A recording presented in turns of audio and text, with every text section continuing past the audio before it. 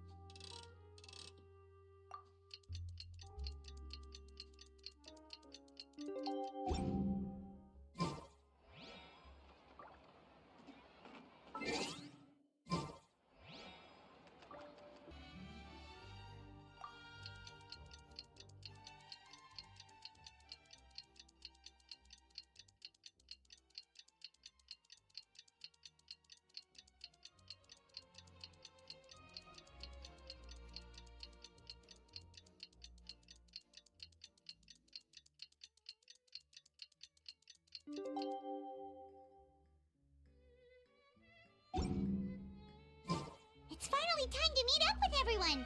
Paimon even dreamt of making the film last night. If Paimon remembers right, we're meeting at Hotel de Boer. Let's get going!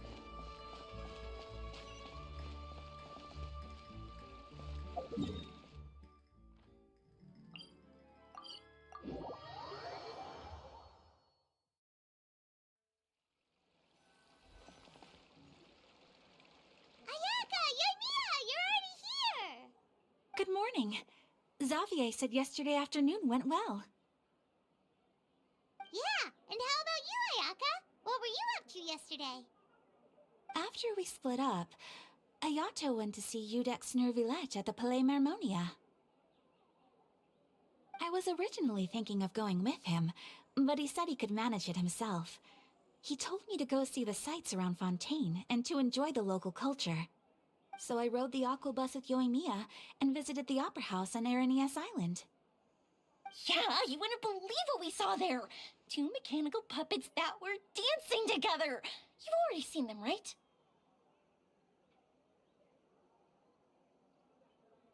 Yeah, those two! Amazing, aren't they? We sat Are and fucking watched annoying for quite a while. to fight. It was mesmerizing. Like we could keep watching them forever. Oh, it was the same for us the first time we saw them, too! Afterwards, we went swimming at the beach! Well, diving, to be exact. It was the first time I ever breathed underwater! I held Ayaka's hand and we counted down together. 3, 2, 1, and then splash! We were beneath the waves.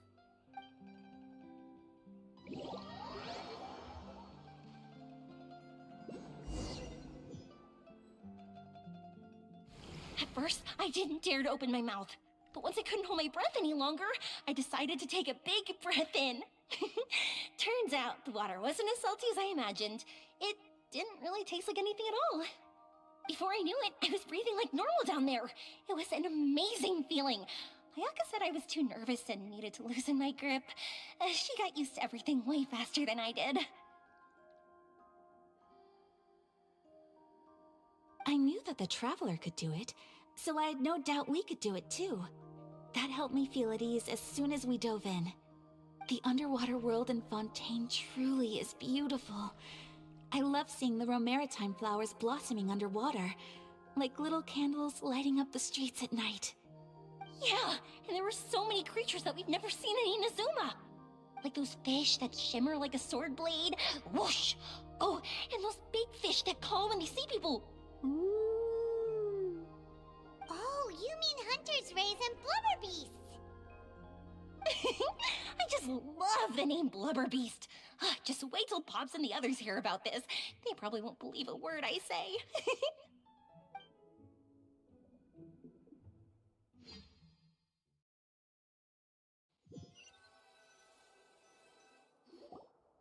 Yoimiya was down there for quite a while.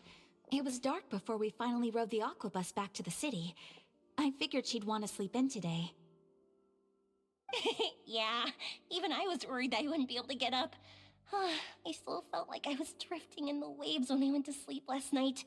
But as soon as I woke up today, I remembered that we'd all be shooting a film together, and I was ready to go. Speaking of the film, where's everybody else?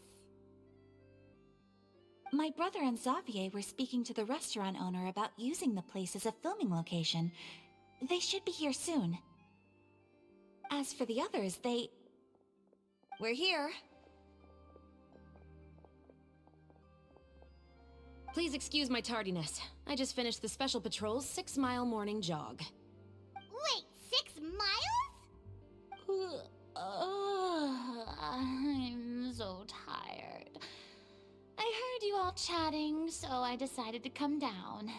I sure could use some of that endless energy everyone else has. Good morning, everyone. Boarding. Can someone fetch me a cup of coffee? More milk, hold the sugar. Sure, I'd be happy to do that for you. No, you can't go anywhere. Please, have a seat over here so I can get started on your makeup. The last thing I want is coffee stains on my costumes. I can get the coffee. It's the perfect job for an assistant.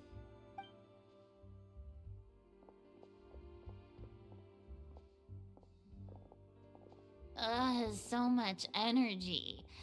Seriously, what's her secret? Oh, Yoimiya's always like that.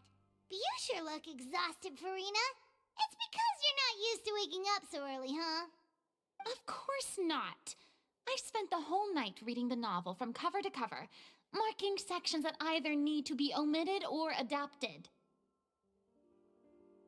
Wow, Paimon didn't expect you to be so thorough. Well, I was the biggest star in all of Fontaine after all. It takes more than just a pretty face to earn a reputation like that. I know how to get serious when the situation calls for it.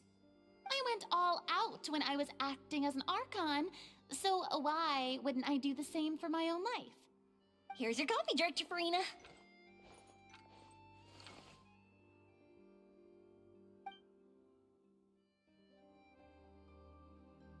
Oh, thank you.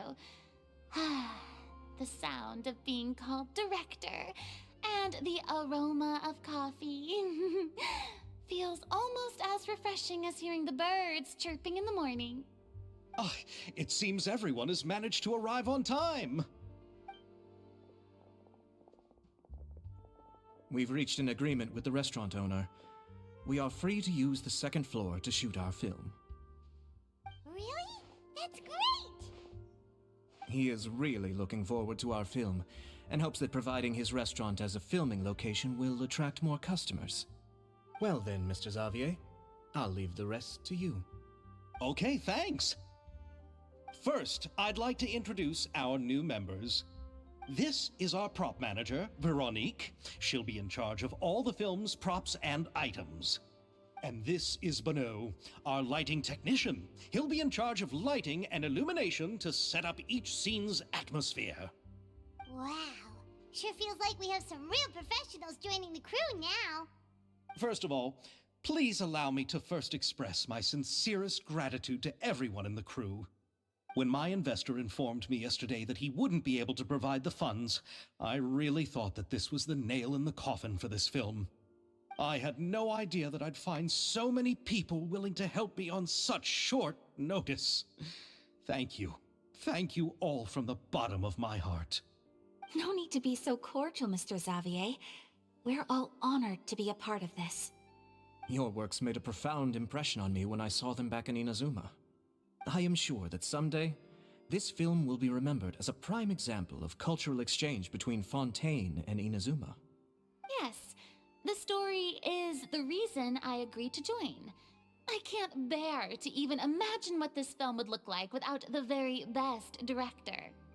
Anyway, I would like to make a promise to everyone that as the producer of this film, I'll do whatever I can to ensure that everything goes as smoothly as possible. This is not just my film. It also embodies the thoughts and feelings of every person here, as well as the endless effort we are about to pour into it. So, without further ado, The Two Musketeers will officially begin filming now!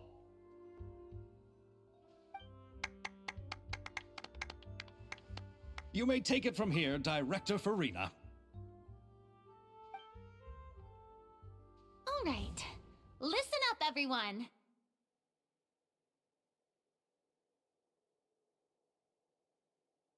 The first scene takes place when the two young musketeers are living at the Baron's home, still unaware of all that is about to happen to them. We'll need props and lighting to set the scene.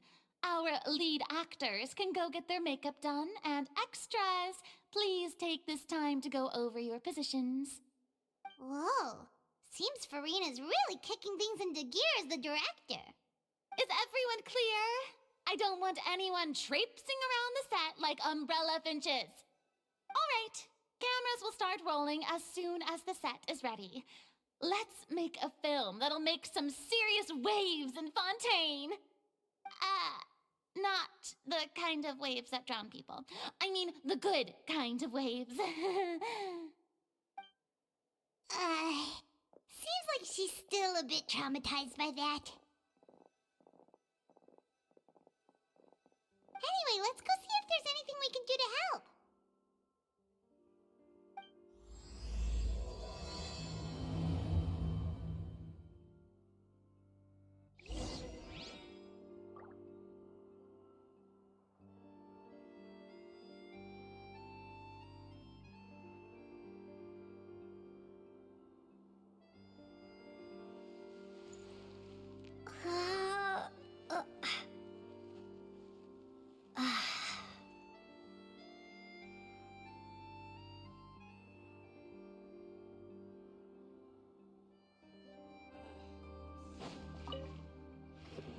How about here? A little more to the left. You got it. Hey, Yoimiya, do you need a hand? No, I'm fine. You know, doing the lighting is kind of like designing a fireworks show. It's interesting to imagine what kind of atmosphere the lights will create. I heard that the Traveler will be operating the camera and Paimon will be the clapper loader, right? Those roles are just perfect for the two of you. Really? Is that because it'll be easy for Paimon to hold the clapperboard while flying? Well, sure, there's that, but that's not exactly what I meant. I just think that after all your journeys together, you two must have developed a super close bond and just naturally know how to work with each other. If I'm not mistaken, the director will want the cameras rolling as soon as the clapperboard goes clack.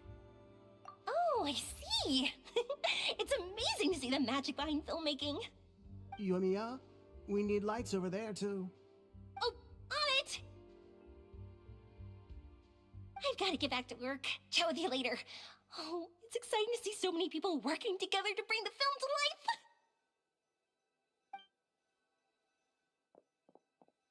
Seems like Yoimiya's really getting into it. But she was right. We do have a super close bond, don't we? Paimon's really happy to hear that.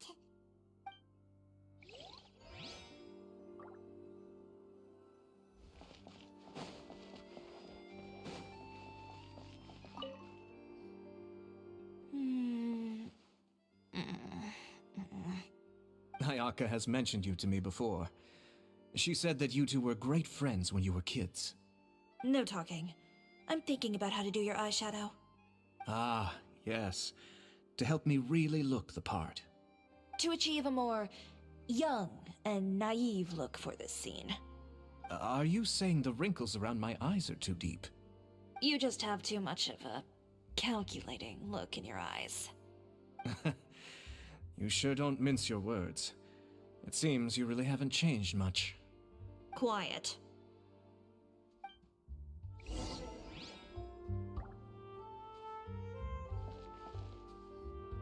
So, this is a real musket? No, it's just a prop weapon. Not bad. Have you seen a real musket before? Only in books and newspapers. I made this one based on the relative shape and proportions I saw in reference images. When we're filming, some special gunpowder will be applied around the muzzle, which will help create the flash and smoke effects of a real gun being fired. Which means it'll be up to the actors to portray the recoil. That's right. The sound effects for gunshots will also be added in post-production. Thank you, Veronique. I think I know where to start now. However, the musket's gears and firing pin could still use some work. Adding some wear on the metallic components will make them appear more realistic. Also, be sure to rub the muskets with some oil each time before we start shooting. That'll give the impression that the firearms have been well maintained. Good point. You seem to know a lot, Miss Chevres. I assume you use these types of firearms on a regular basis? Yes, I perform routine maintenance on my weapons every day. Just like we as people need to eat and sleep, muskets need to be cleaned and maintained. I also perform similar care for my sword every day, and familiarize myself with its shape and weight, to the point where it feels like a natural extension of my body. Yes, this way, our weapons will never betray us in the heat of battle. Yes, well said. It seems we have the same philosophy on this topic. Oh, sounds like they found a common interest to talk about. Though these props differ from the muskets I use, I can still give you some pointers. Good. I look forward to your instruction. First and foremost, never point the weapon at anyone, regardless of whether it's a real or prop weapon or whether you're holding it or it's on the table. This holds for any time when you're not actively engaging an enemy. Okay, understood. When aiming the musket, extend your arm so that it's level with your shoulder and use your eye to look down the weapon's sights. Like this? Not bad. Now, try saying your lines. This is the end of the road for you. Good. Now turn your body a little. That way, you'll give your enemy less of a target to work with. And relax your shoulders. Here, allow me to demonstrate. This is the end of the road for you. Huh. Excuse me, Miss Chiori. Director Farina, there's something I wish to discuss with you. Oh? What is it? Like this? Yes, much better. What do you think? I do see your point. But are you sure you wish to do this? I believe it would be most fitting. Well, if you insist. All right, I understand. Miss Ayaka, Miss Chevres, could the two of you please come over here? Huh? What's going on? Are we gonna start filming now? Let's go see. What is it? I have a question for you, Miss Chevres. Would you be willing to play the role of a musketeer? What? To clarify, I would like to turn over my role to Miss Chevres. But brother... Don't worry, Ayaka. I actually view this as a good thing. I was becoming troubled trying to set aside some time to speak to the staff at the Palais Mermonia. I would like to have some conversations about the cultural exchange between our two countries, and I've heard that the bureaucratic process here can get rather complicated. Now, I will be able to focus on my work. Besides, you also know that I'm not really one for public performances. Are you really sure? From a director's point of view, I also felt like the relationship between the two musketeers in the original story could be improved. The older brother in the story plays the lead role with his overbearing character, but this causes his character to overshadow that of his sister, and the theme of the two supporting and relying on each other isn't conveyed very well. But if we were to change the siblings to two sisters of a similar age, then that aspect of the story might come through more clearly. Also, I've seen you instructing Ayaka. That cold and dignified personality is exactly what we need for the older musketeer. Of course, even with all these insights, the decision should still be made by Miss Chevreuse. Chevreuse mentioned that she really likes the story, right? Paimon bets that she'll take the role. All right, I'll take the role. Good. It's decided then. I'll get started on making edits to the script. We'll also need to make some immediate adjustments to the lighting, props, and costumes. Oh, I have a feeling that our adaptation will be even better than the original story. You're doing a great favor for me, Miss Chevreuse. You have my gratitude. Don't mention it. I like this character, so if anything, I should be the one thanking you. Well, since my brother is the one who brought up the idea, I suppose there's no need to worry. Let's go, Miss Chevreuse. I look forward to working with you.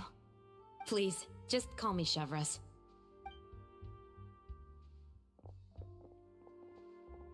Seems like you're really going out of your way to solve the problem I was having with your makeup. Surely you jest, Chiori. I assure you that I was mostly motivated by a desire to spend more time on formal business. Oh, come on. You really think I'd buy that? According to what I've heard from Ayaka, her brother is someone who can juggle 10 different matters at the same time. I'm sure you have other reasons for backing out. Perhaps. Ayaka always said she wanted to go out and see more of the world, just like the Traveler. But I feel that she needs not only to see other nations, but also to make some different kinds of friends. I think it would be harder for her to make new connections with me constantly by her side. I would like to give her some space. All right, go on. Spoil her some more. Ayato, it's too bad you're stepping down from the role. Paimon really wanted to see you act as a musketeer. No need to poke fun at me. I'd wager that you also felt that I wasn't the best candidate for the role. It's a little hard for Paimon to imagine you saying those lines. Yes, I've made an appointment to meet some people from the Palais Mermonia. Now, I will have some more time to prepare. Traveler, get the camera ready. Paimon, get the clapperboard. Actors, to your positions. We're about to start shooting the first scene. Go on now. And please take good care of Ayaka. Yep, don't worry. Thank you. I look forward to seeing the film when it's finished. All right. Now that we're all here, let me help set the scene for everyone. The first scene takes place when our two main characters are still living at the Baron's estate. They've been ostracized and verbally abused by others in the household, but they still have no idea why. We want to capture how naive and innocent they are, despite their pain. Chevreuse will be playing the role of the older sister, Tulip, and Ayaka will be the younger sister, Iris. Be sure to get close-ups of the main characters at the right moment. Silence on the set! Lights, camera, action! Let's go! Tulip, Mother's been out for quite a while now. Perhaps she went to pick some flowers on the way home. You know how she loves flowers. Iris, Tulip, I'm home.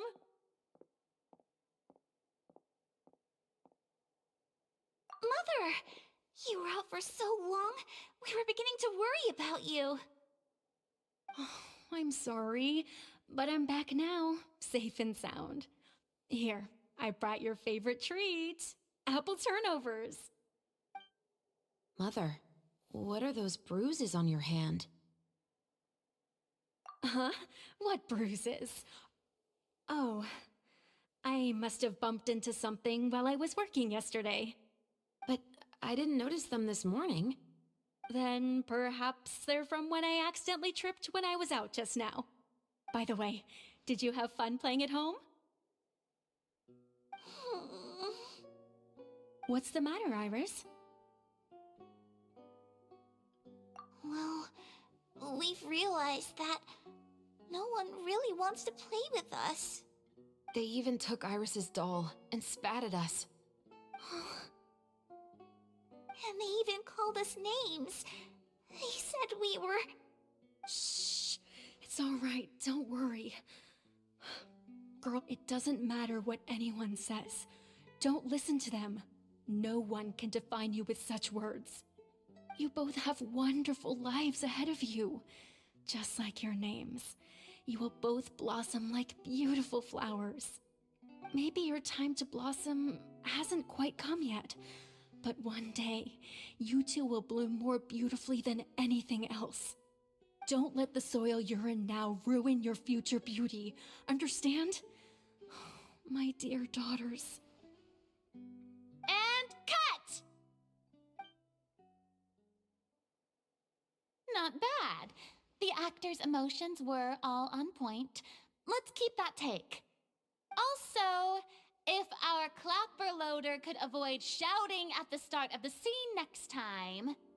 Oh, got it. Great. I was a little worried that my nerves would get the better of me. What about you, Chevros?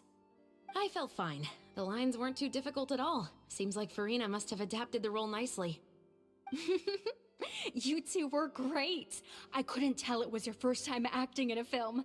You should have more confidence. Thank you for your encouragement. Positions, everyone! We'll move on to the next scene after we try a few more camera angles.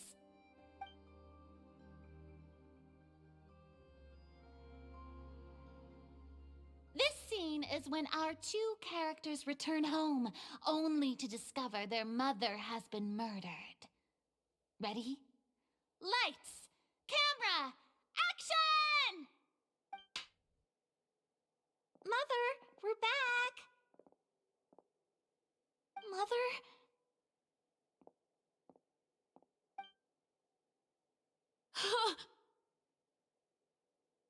What's wrong, Tulip? Iris, stay away! Huh? Why? What's... Mother! Mother... She's...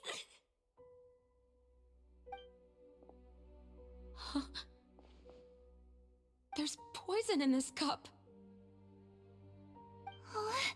I could have sworn I've seen this kind of cup before. Those aristocrats.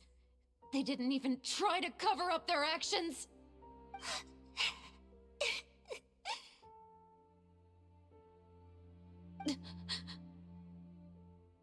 Iris, we need to leave this place. Leave? But now that Mother is gone, where can we even go? Anywhere. All I know is that we can't stay in this house. But are we just going to let them get away with this? We'll have our revenge, I promise you. Just not right now.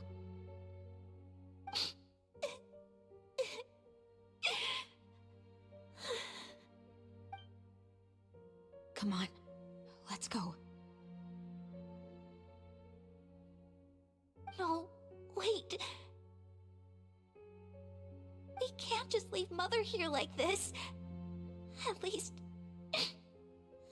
let me leave this rose with her. That's why we went out in the first place. To buy her this flower. All right. Goodbye, Mother. We'll avenge you. Someday. And cut! performance. Oh my, you're so amazing, Ayaka! And were those real tears I saw? How did you do it? I was surprised too. Thank you for the kind compliments. Actually, as soon as Director Farina said action, I told myself not to think about anything. I just felt the weight of the moment and became the character. It's quite similar to practicing the art of the sword. You clear your mind and focus only on what's happening in front of you. Ayaka's performance was amazing. Have I discovered an acting prodigy? Pipe down, everyone! We need to move on to the next scene!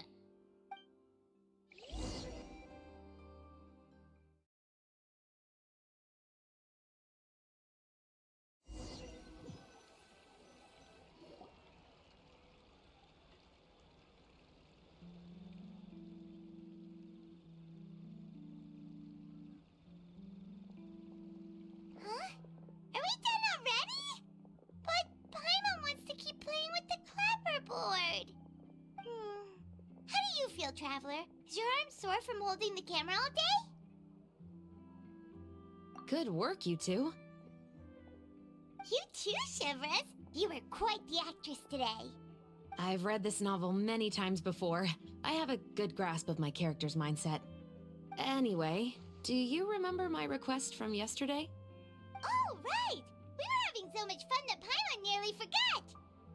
You have a case where the murders seem really similar to the cases in the novel, right?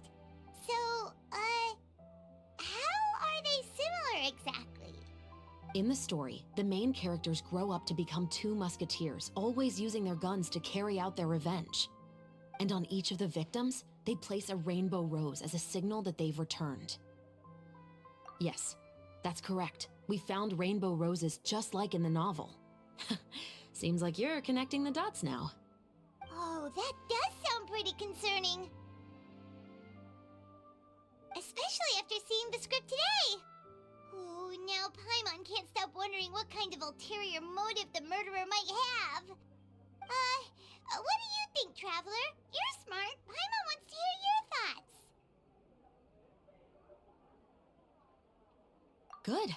On behalf of Fontaine's Special Security and Surveillance Patrol, thank you for your dedication to justice. There's no time to lose. We should start investigating right away. Follow me. Huh? Right now?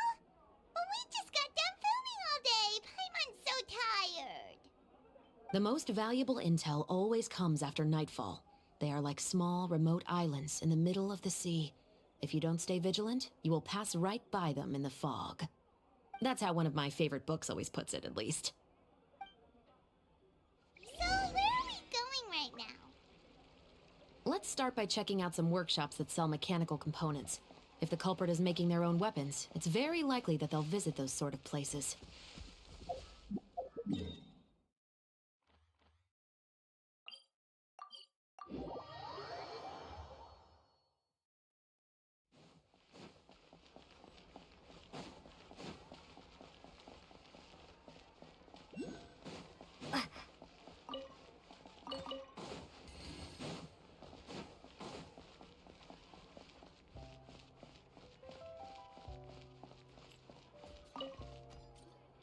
Welcome to LeChaux's Clockwork Workshop. How can I help you? Hello. I'd like to know if anyone has purchased some special components lately. Special components? Sorry, could you be more specific? I mean the kind of components that aren't typically used for clockwork toys, but for firearms. Huh? For firearms? No, we don't sell those sort of things here. Don't misunderstand. I'm not here to cause any trouble. We are merely investigating a case, and we're hoping that you could cooperate. Well, to be completely honest, I'm not even sure what kind of components that would entail. Has anyone ever purchased components here as an individual rather than on behalf of an organization? We have a lot of customers who buy toys, but those who buy components are all regular customers who buy in bulk on behalf of their organization. Is that so? I understand. Thank you for your cooperation. You're welcome. It's the least I can do.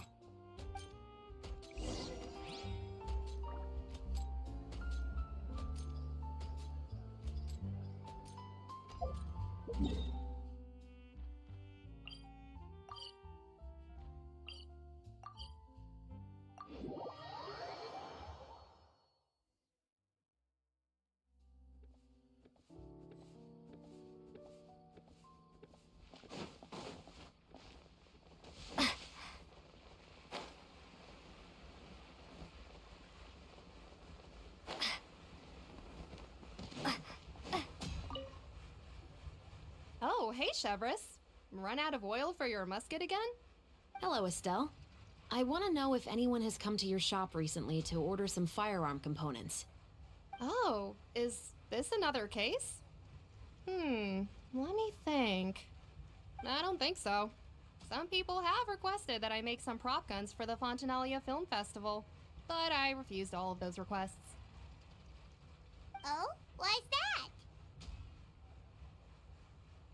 Because there's no profit! I only make things here that can do some real heavy lifting. I don't have the energy to make some new molds just for the festival. Then has anybody come specifically looking for mechanical components?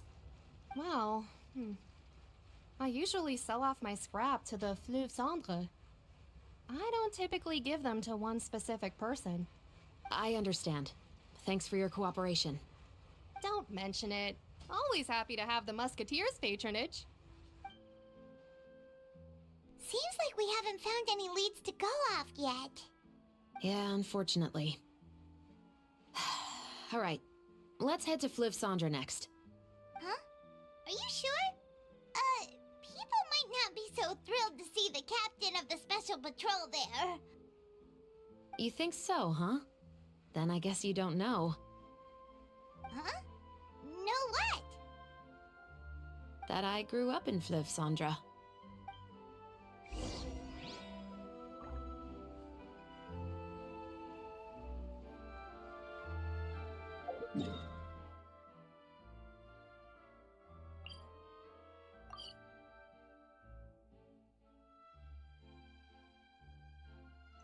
I don't know how to get there.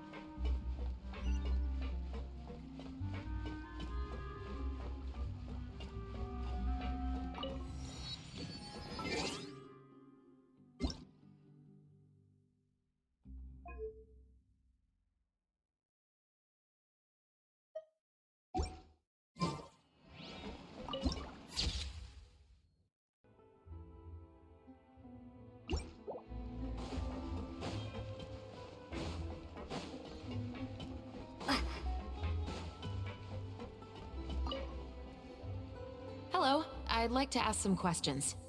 I don't know anything. Don't worry, I'm not here to arrest anybody. You say that now. It's the truth. Here, take this as my guarantee.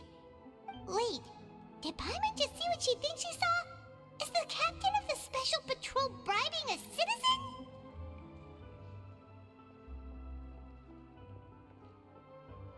Seems you're different from the other guards. What do you want to know? Have you heard anything related to muskets in Fleuve Cendre lately? Anything at all? Muskets, huh? All I know is that about 2 weeks ago, we started hearing some loud noises at night. So loud that it's been waking me up. Were they gunshots? Possibly. It's hard to tell around here. Someone's house collapsing, a pipe exploding somewhere, it's all the same. But the noises I'm talking about definitely happened after I fell asleep. Do you know where the noises were coming from? I don't remember clearly. Is it that you don't remember, or that you need to think about it some more? You tell me. Then please, think about it some more. She's giving her even more Mora!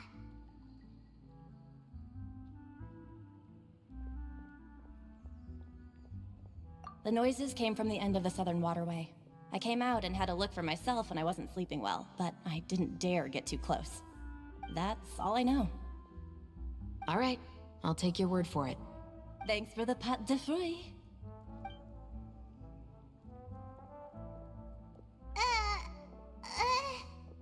No need to be surprised. I grew up here, remember? I know how to get people around here to talk. My apologies, I'm all out of sweets. Though I do have some other tempting snacks in my custody. Fries, fried chicken, and even onion rings. But taking care of junk food is my responsibility. You're better off sticking to your normal, nutritious diet. Now then, let's keep going.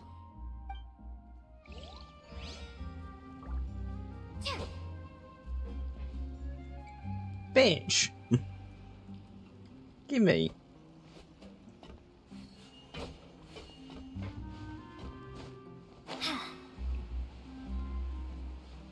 Adventure Underground is way more fun than I thought.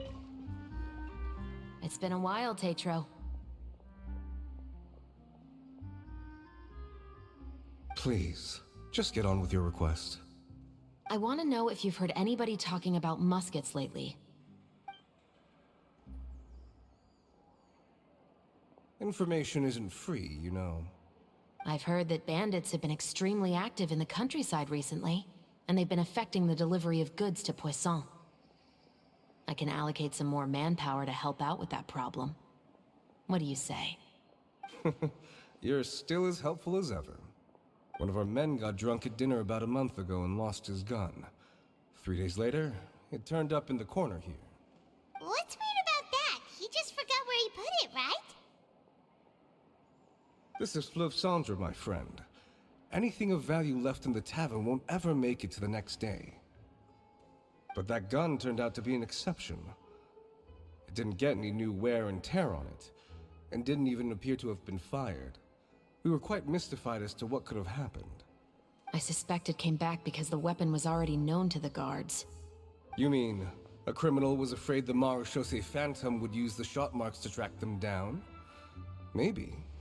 But if that's the case, the culprit really took great care to avoid getting caught. I didn't say anything about a criminal. In Fleuve Cendre, knowing who was killed is as easy as knowing what clothes you're wearing today. It's the guy living in the east side, isn't it? I've never liked him. Every time he's here, he just orders a drink and sits there with a nasty look in his eyes. So, who was the one who lost the gun in the first place?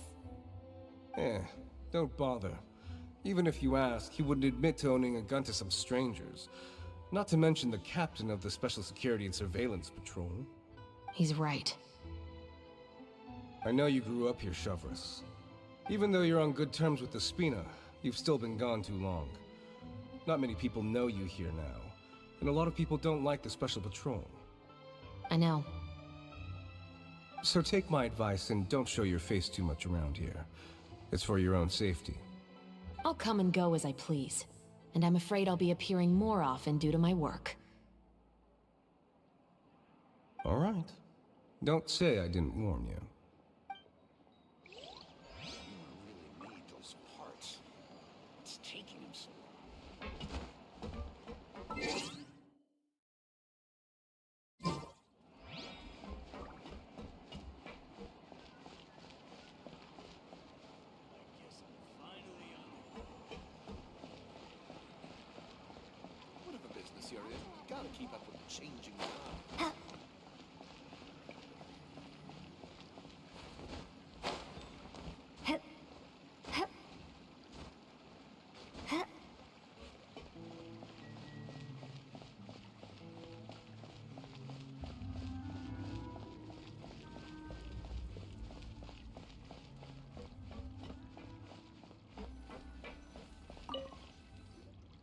What's all this?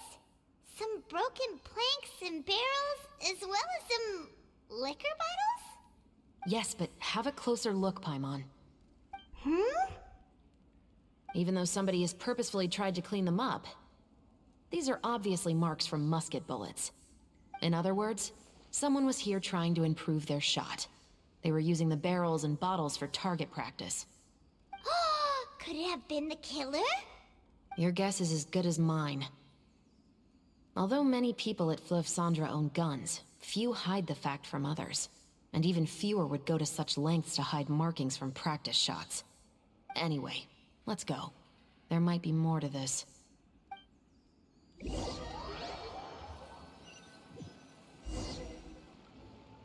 Seems like that's all we'll be able to uncover for today. Paimon feels like we managed to learn a lot more here than up on the surface. Yes. Assuming that everything we found is indeed connected to our suspect, then their timeline was probably something like this.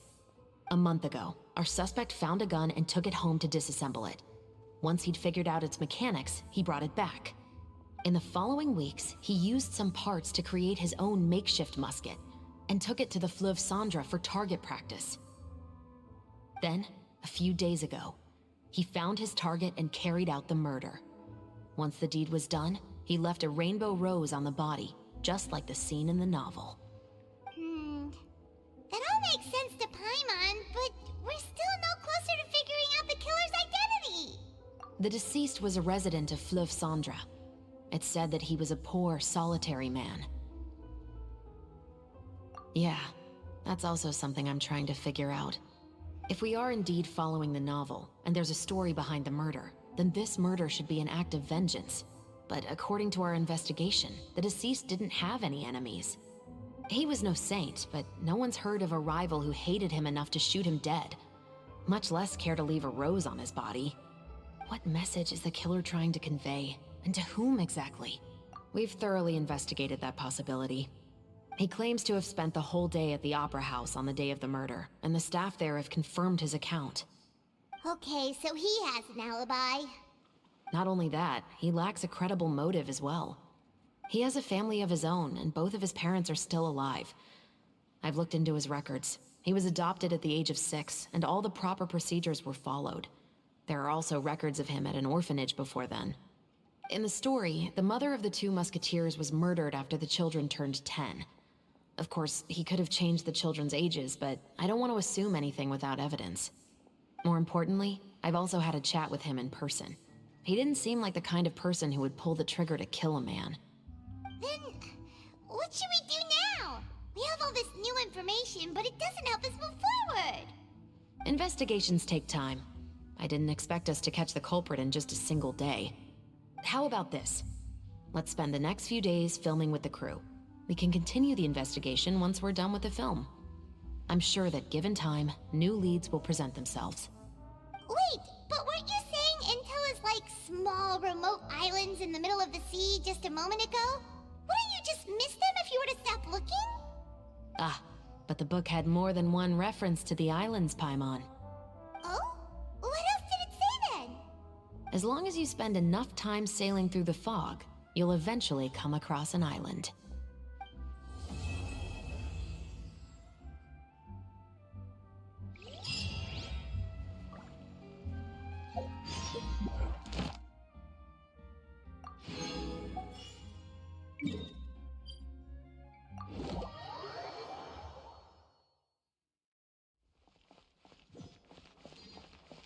Ad Astra. Thank you for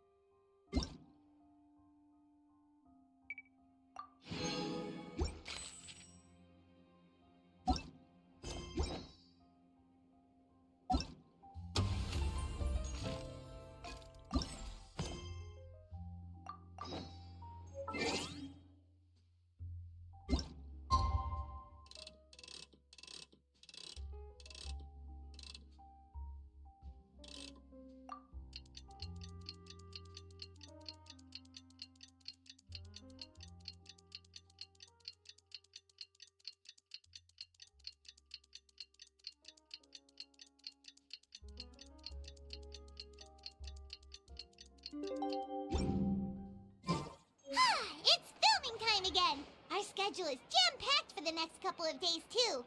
We've got so many different locations and sets to cover. Anyway, let's head out and meet up with the others.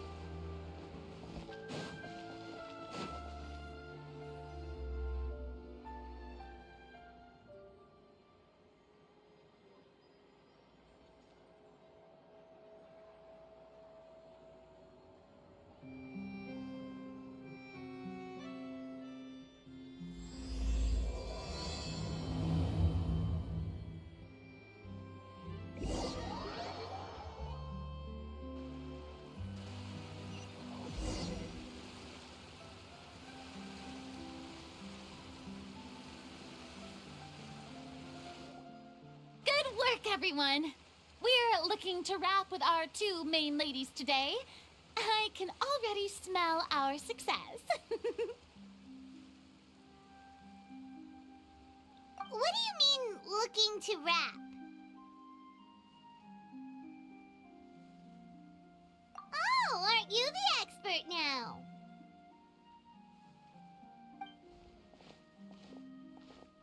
This upcoming scene is the two musketeers' final confrontation with the Baron. There will be quite a bit of action, but no choreography beyond what we've already rehearsed. Anyway, get ready. Lights, camera, action! The view is beautiful tonight. It reminds me of that fateful night 10 years ago. And now that I've said it, I can even make out the faint fragrance of herbal tea in the air. Enough, villain! It's time that you pay for the death of our mother! My dear Iris, have you forgotten your manners? How can you speak like this to your own father? I'd sooner swallow all of my teeth than call you father. What did I expect? Seems the daughters have turned out to be just as obstinate as their foolish mother. In this world, Mora and status is everything. She thought she could blackmail me using her children and force me to grant her recognition and concessions? Ah, how naive can a woman be? Mother never asked a single thing of you. All she wished was for us to live a peaceful life, just like the others. It was you who personally brewed the poison of prejudice and sent Mother to her death. Compared to that deadly poison, the 2 bullets that will soon pierce through your heart will be like sweet mercy. And that's exactly why I said you're just as naive as her. Did you really think 2 muskets would be enough to defeat me? So let's see. What is stronger? Mora and power, or the 2 muskets in your hands? Get them! Tulip! There are too many of them! It'll be okay. We'll cover each other, Iris. And Mother will be watching over us, too.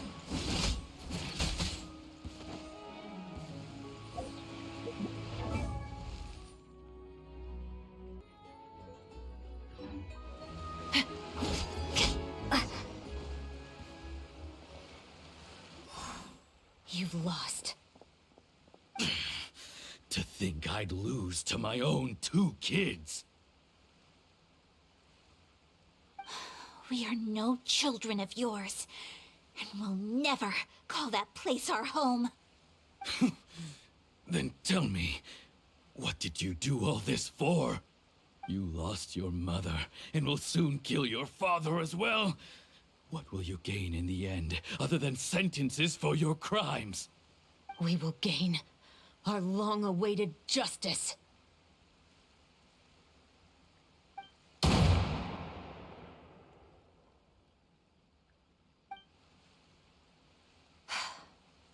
It's over. Finally, it's over.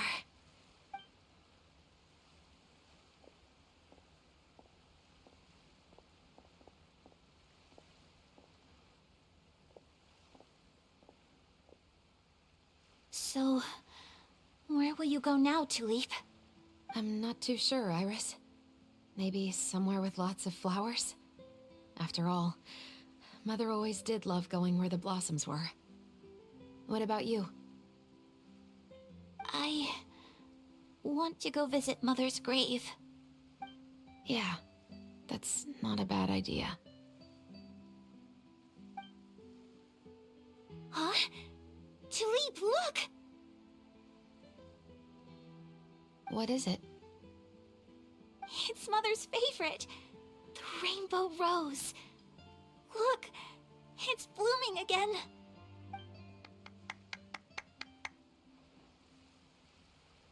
Excellent! That was beyond mesmerizing. Even I didn't expect this scene to go so well.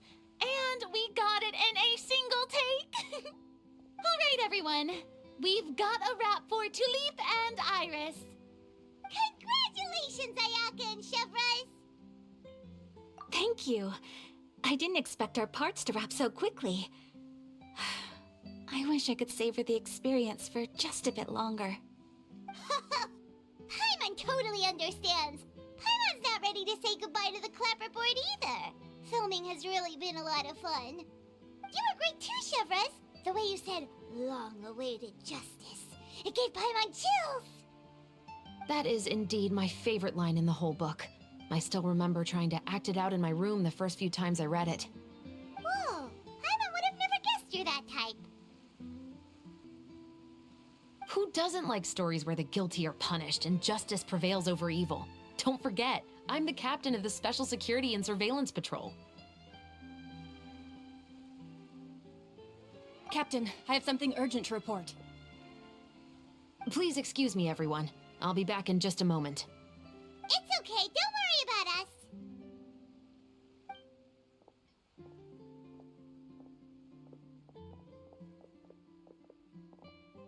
Oh? Was she whisked away by work already? I was just about to tell her how great she did. It seemed like some urgent official business. Then perhaps we should thank the stars that we were able to wrap both of your parts so quickly today. Switching around the filming schedule would have been a real pain. Anyway, I actually came over to let everyone know that we're all done for today. You can go home and get some rest. And one last thing, Miss Ayaka. Your acting skills today were immaculate as always. Are you sure you won't consider taking up full-time acting? See, I just happen to know this great troupe that's still looking for a lead actress. Thank you for your kind words, Director Farina. Unfortunately, there are still many matters that I have to take care of back home at the Yashiro Commission. I cannot remain in Fontaine to pursue an acting career. Nevertheless, I will make sure to treasure this incredible opportunity in my heart. Oh, that's a shame, but I understand. Just let me know if you ever change your mind.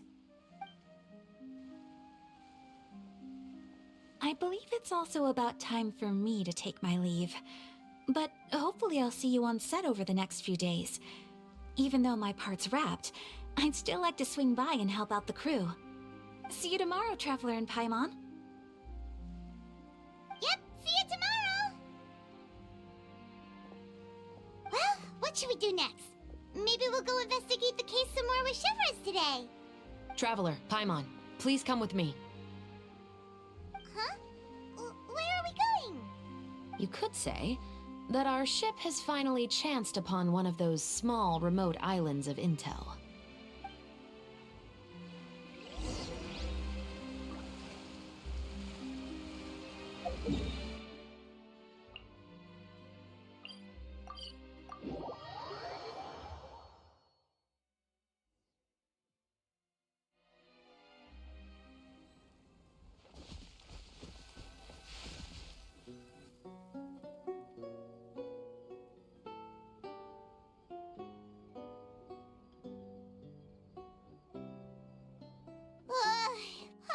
exhausted. Paimon definitely didn't expect having to float this far after a full day of filming. So, Chevrolet, why did you take us here?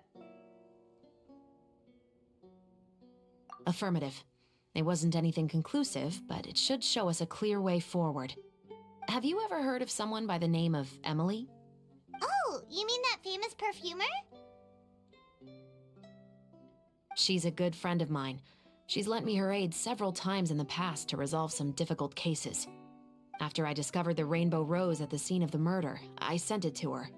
After all, she's probably the foremost expert on flowers and scents in all of Fontaine. And then? There was nothing remarkable about the flower or the trace amounts of soil left on it. But according to Emily, the rainbow rose left by the killer was derived from a very rare cultivar.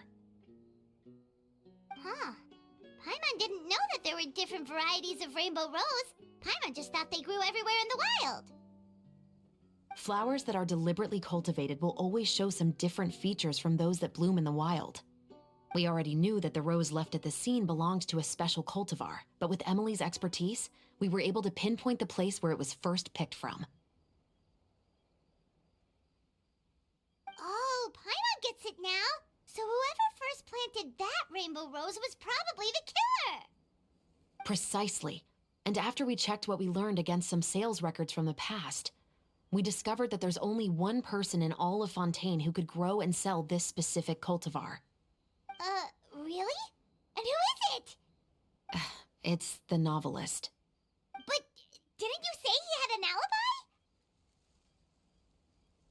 To be clear, I haven't changed my mind about him. I still don't think he was the one who pulled the trigger. However, that doesn't mean the true culprit never visited him at his home or never purchased a rainbow rose from his garden. Whatever the case, we will have to confirm a number of things with him. So you mean the next place we need to go is... Yes, we're going to pay him a visit at his home.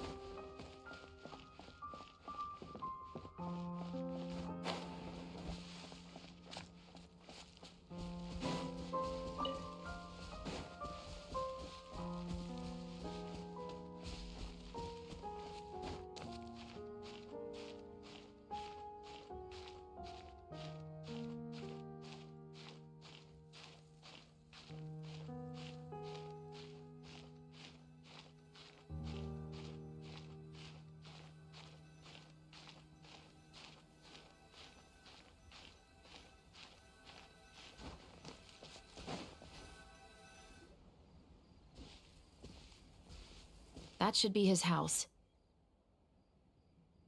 There are so many Gardamex stationed around the place.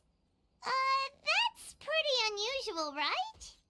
According to what he told me last time we spoke, he hired them so he won't be harassed or disturbed. Huh. So there are a lot of flowers in his garden, but Paimon doesn't think we'll be able to pick one without alerting the Gardamex. Right. Which is exactly why I think there has to be a special connection between him and the killer. So, should we knock? Just wait here for now. I'd like to take care of a number of those Gardamex first. But they're so far away. How are you planning to do that? Don't forget, Paimon. I'm actually the real-life captain of the Musketeers. Ooh, I'm not doing this.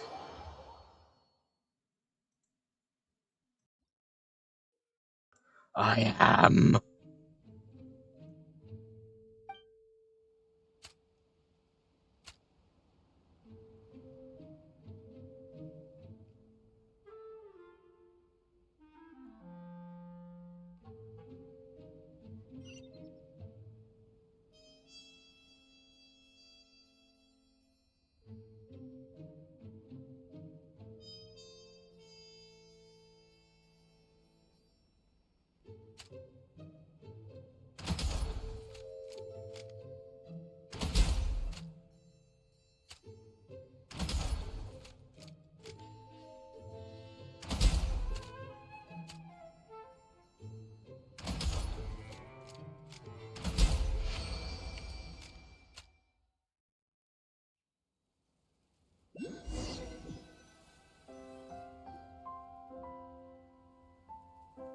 All clear.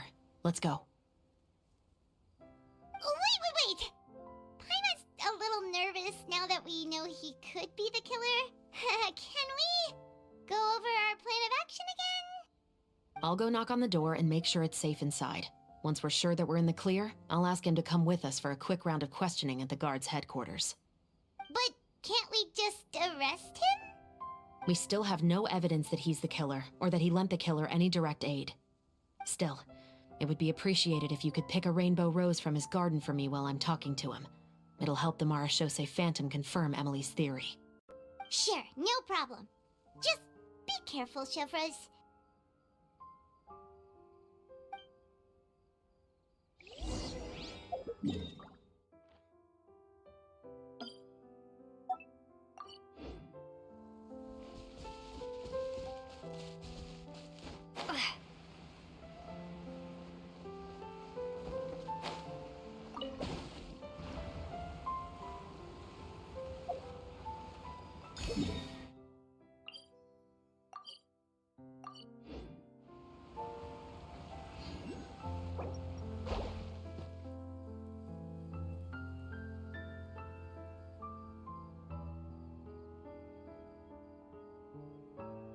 Excuse me, Mr. Baptiste, are you home? Who could it be at this hour? Oh, it's you, Officer Chevros. Would you mind accompanying me to the guard's headquarters, Mr. Baptiste? We would like to ask you some questions about a case.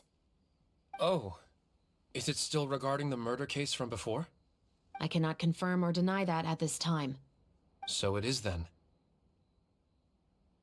Listen, I need you to come with me, Mr. Baptiste. Miss Chevros, I'll save you the trouble. Oh, and you two over there? There's no need for you to pick my flowers either. It's not time for them to bloom yet. Oh! Okay.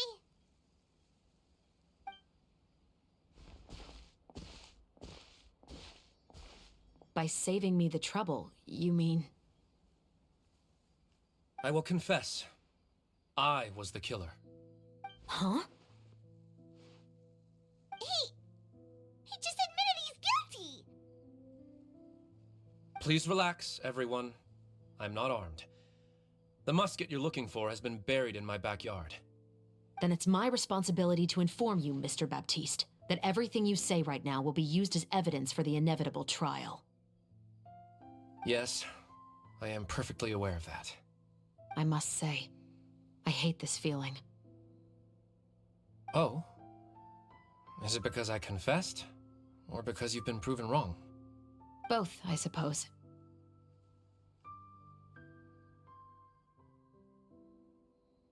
For the same reason as the one I wrote out in my novel, of course. I did it to exact revenge. I know you haven't figured out the link between the two of us. Had you done so, I'd have been taken away to the headquarters a long time ago. But that won't stop me from always remembering his grotesque face. After all, he was the one who killed my mother. Your mother is still healthy and well. You know, I was adopted as a child. I was referring to my birth mother. That was never recorded in the orphanage's records. Please forgive a 6-year-old child for concocting some lies to protect himself after watching his mother die right in front of him. So, your novel, it was like a record of your life? No, of course not. It was a work of fiction with many embellished parts. But I am indeed the illegitimate son of a wealthy and influential man who abused his power to murder my mother. That part was 100% real. But the man you killed didn't have a Mora to his name. He was a hired assassin. An irredeemable beast who sank his fangs into a defenseless woman just for a few bags of Mora. But if that's really the truth, you wouldn't be telling us any of this now. You still haven't managed to take revenge against your father, the true mastermind behind it all. I never thought I'd hear that kind of thing from the captain of the Special Security and Surveillance Patrol. I'm simply skeptical about your motives. It's simple, really. I've grown tired of everything and don't want to shoulder this burden anymore. You may have considered me too soft to pull the trigger. Well, as it turns out, you are exactly right.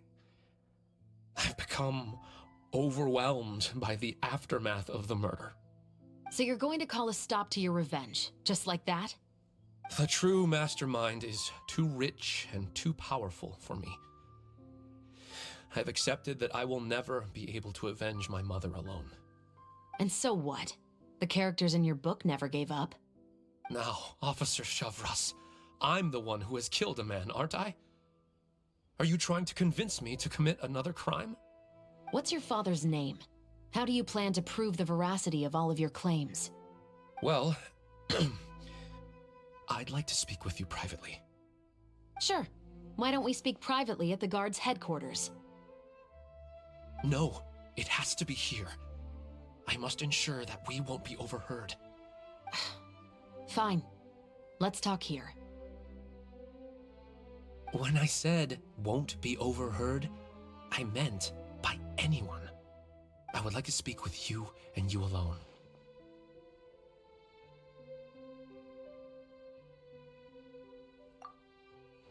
Thanks.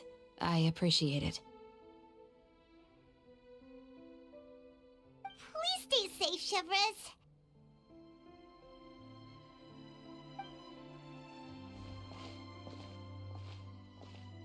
All right. Let's hear it. Will you really believe what I'm about to say? Well, that depends on what you're going to tell me. Fair enough. Fair enough. Then listen closely.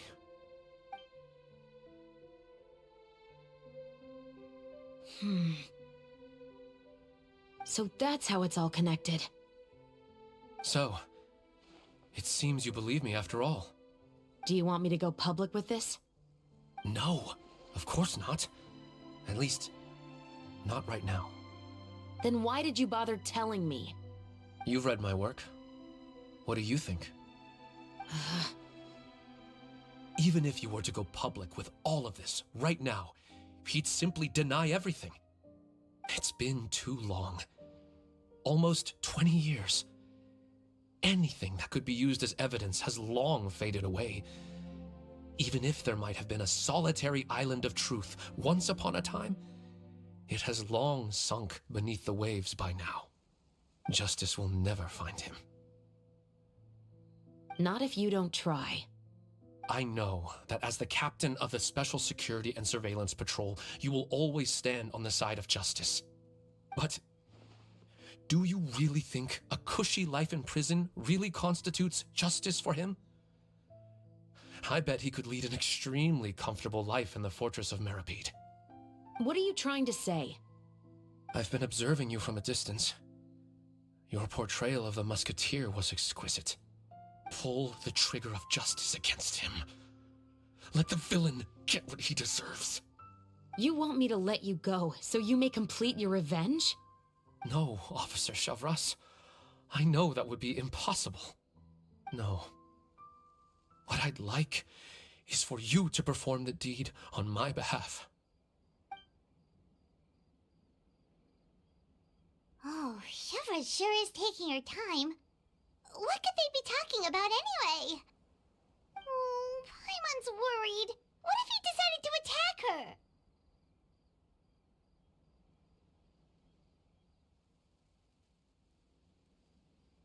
Oh, you do have a point. Still, do you have any idea who the rich person might be? And why the novelist doesn't want us to hear what he's saying to Shavras? Sorry to keep you waiting, you two. Hey, how did your talk go?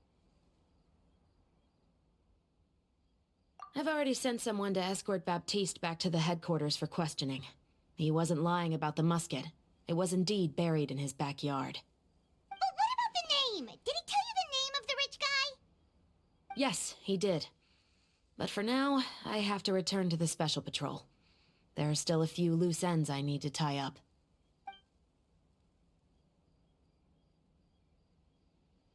I'll probably be quite busy over the next few days, so apologies if you don't see me on set.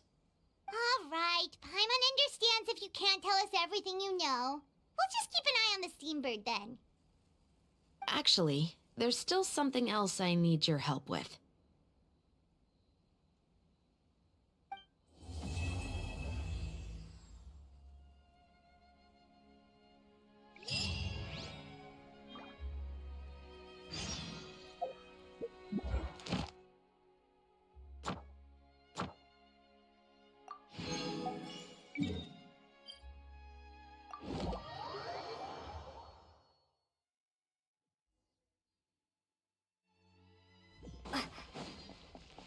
Ad Astra Abyss. Thank you for Ad Astra.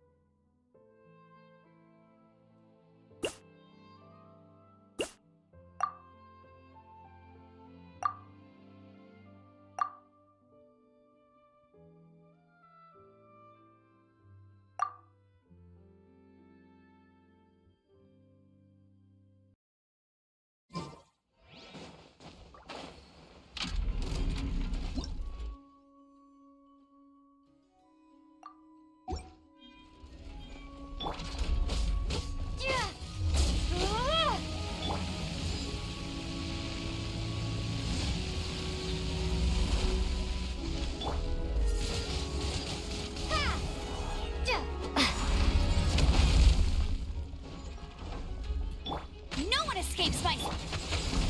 to ashes!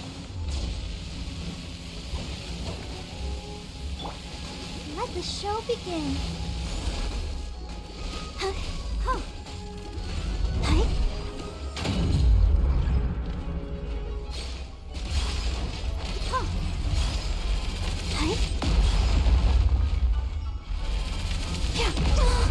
Go, Barbara, go!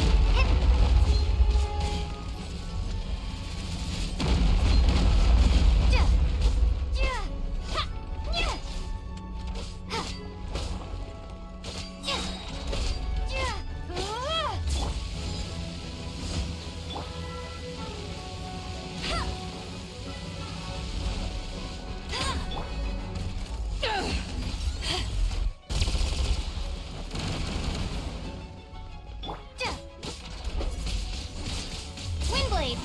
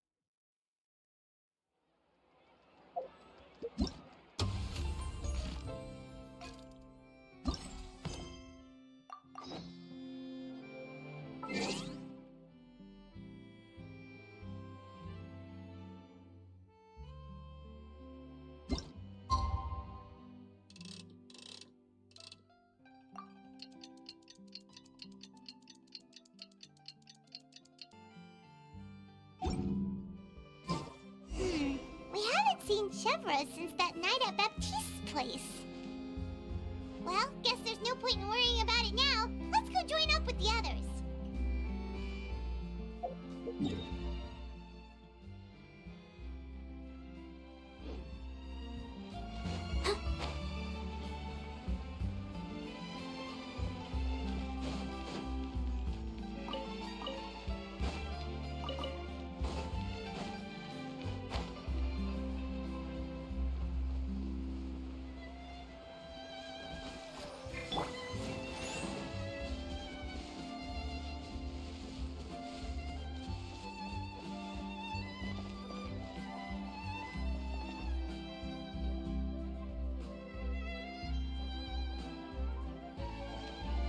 Good morning!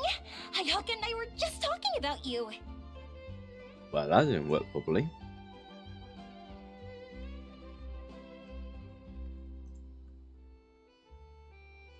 Da da da da.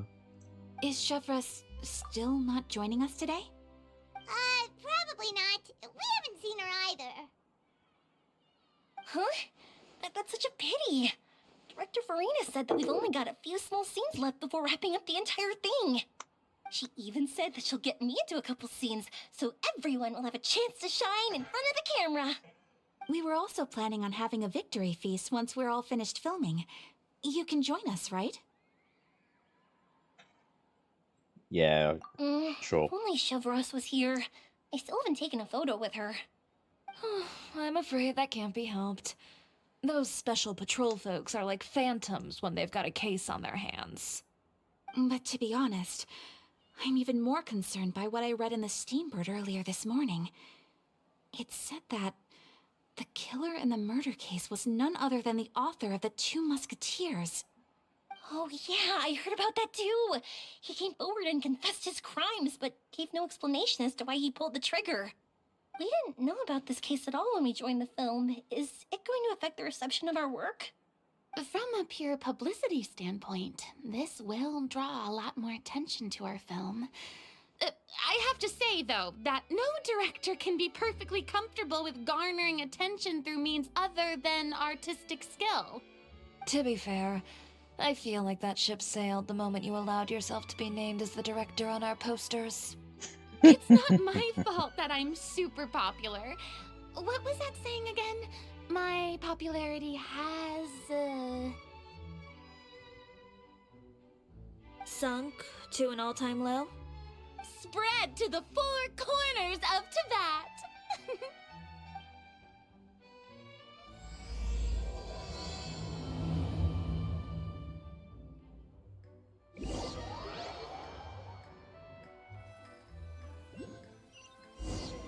By the way, I'm going to mute this game with my headphones.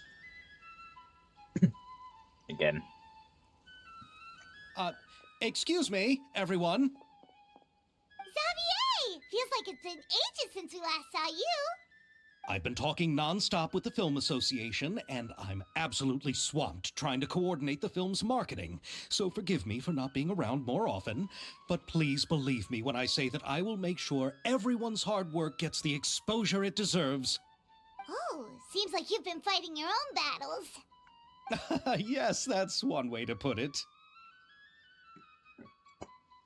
Oh, and before we begin the final round of filming, please allow me to finally introduce you to the original investor of our film, Mr. Morris. Ugh, right. A pleasure to meet you all. Yes, glad to make your acquaintance, Mr. Morris. We've heard about the issues you've encountered with your financial situation, and genuinely hope that things have taken a turn for the better. Oh, well, the situation has indeed improved somewhat. Don't worry, Mr. Morris. Accidents and last-minute challenges happen all the time. There's no need to blame yourself over it. The good news is that we're almost done filming now, and I would even say that this is the best story I've ever seen. Is that so? I see, that's great news. All right, now that we've gotten all the pleasantries out of the way, let's get the show on the road. We'll mostly be filming typical people and scenery from the streets today to improve the sense of environmental ambiance in some parts of the Good film. lord, there's so many apples Oh, here. and there'll be a cameo for Mr. Kamisato and Miss Yoimiya as well. They'll be used to show outsider perspectives on the fates of the two musketeers. For anyone wanting Zelda. That's right. Ayato should be here any minute. Excellent! Then let's start with the scenery shots. Camera and clapper loader, you're up. Piss off. We'll be ready. I hate this. Remember, all we need are some wide zoom shots of the streets. If you happen to find some particularly lovely patches of flowers and grass, feel free to grab some close-ups of those as well. Ready? Don't knock me off. Camera! Action! Okay, now move the camera slowly. Try to focus on that flower. What's wrong? Just adjust the focal length a bit. Something the matter? Huh? But wasn't it working fine for all the days before? Veronique, can we try a different camera? No problem. How about this one?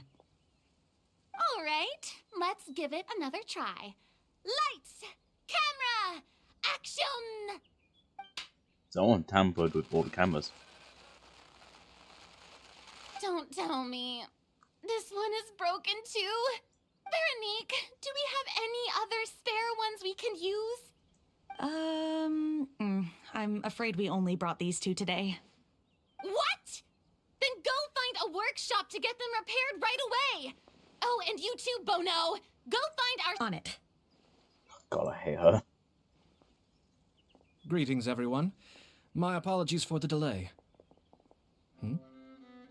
Is something the matter, Ayaka? It seems like there are some issues with the filming equipment today. We're stuck for the moment. I see. Well, let's not just stand here twiddling our thumbs. Actors, to the makeup booth. We'll start on the next scene as soon as we get a working camera. The people at the workshop told me that the part which holds the lens in place seemed to have fallen off. That's super strange. It was perfectly fine just yesterday. Well, no time to dwell on that now. Let's get back to filming. Someone tampered with the Quiet on set! cameras. Places, everyone! Lights! Camera! Action! By the way, have you heard about that recent murder case? Yes, I have. It seems that they've caused quite the commotion in the city. I heard that the chief of the guards is so mad about not catching the culprit that he's about to explode. Oh? I find that quite hard to imagine, considering how he already looks most days. Director, we have a problem.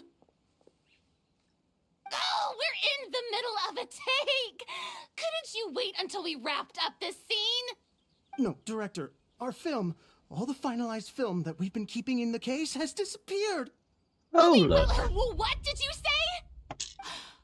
Mr. Bono, please take me to where the film was kept right away. I'm coming too. No, Yoimiya, you have to stay here. Oh. Okay, listen up. Everyone who's not working on this current scene can go with Bono to look for the film. Everyone else, stay put and wrap up the scene. Unbelievable. How could all these problems happen in just one day? We're back. I'm back. How did it go? Did you find the film? We found it in the sewers. Huh? What surprise. In the sewers? Is the film still okay? We discovered it just in time, so we should still be able to salvage it. The others are checking now to see if we lost any specific scenes. Oh, you scared me for a moment there. I nearly thought we had lost everything. I really don't want to experience that feeling of despair again. Okay, but who could have stolen the film and dumped it there? I wonder who. Could it be Nope. some competitors working on other films? But they wanted to harass us, why wait until the last day? Okay, we don't have time to really look into it right now. Let's strike while the iron is still hot and wrap this thing up once and for all. Yeah, let's finish it. Thank you, mate. I can take that honeycomb now. I would like to officially announce that our entry to the festival, The Two Musketeers, has a now white, concluded silver filming. goblin. No, Paimon is whatever. spent. It's so late already. Getting chased by bees. Even though the filming process proved to be extremely challenging, everyone provided valuable and unique contributions to the final product. Thank you all for your dedication and support. And just like Director Farina, I would also like to extend my most heartfelt thanks to all of you. Really, you've all helped me so much. I just... All right, let's save the awards speech for later, and hopefully also get some rehearsals in before the real thing. Anyway, now it's time to party! Let's all make our way to the beach and have a celebration feast so loud and fun that even the blubber beast will want in. Party! Paimon wants to party! I don't. I have a suspicious feeling.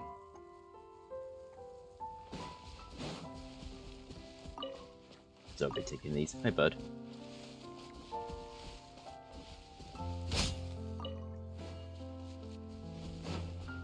Whoa, this place is hopping. Everyone's finally getting to relax after wrapping up the film. Let's go chat with someone. Hey, Ayato! How's your work been going? Everything went rather smoothly. Thank you for your concern. Ayato told me that we've already confirmed the dates for some Inazuma Fontaine cultural exchange events. Bollocks. So the next time we visit, we'll be doing so in our capacities as the representatives of the Yashiro Commission. Oh, that's great! Then maybe Paimon will be able to find Fontaine detective novels in Inazuma from now on. Oh, wait. Wouldn't Yaimiko get upset if that happens? That would be stealing some of her business. I don't give a flying fuck. You've got a point. She's always complaining that light novels have become bland and too predictable after all. The cultural exchange won't only feature literatures of both nations, of course. We have also made plans for cross-cultural engagements in the fields of gourmet cuisine, toy making, and artisan craftsmanship. Whoa! Paimon's getting super excited now! When the time comes, be sure to visit and participate in all the events.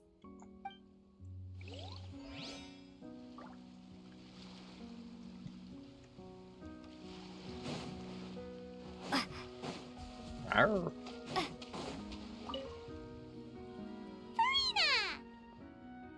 Oh, I want to quip.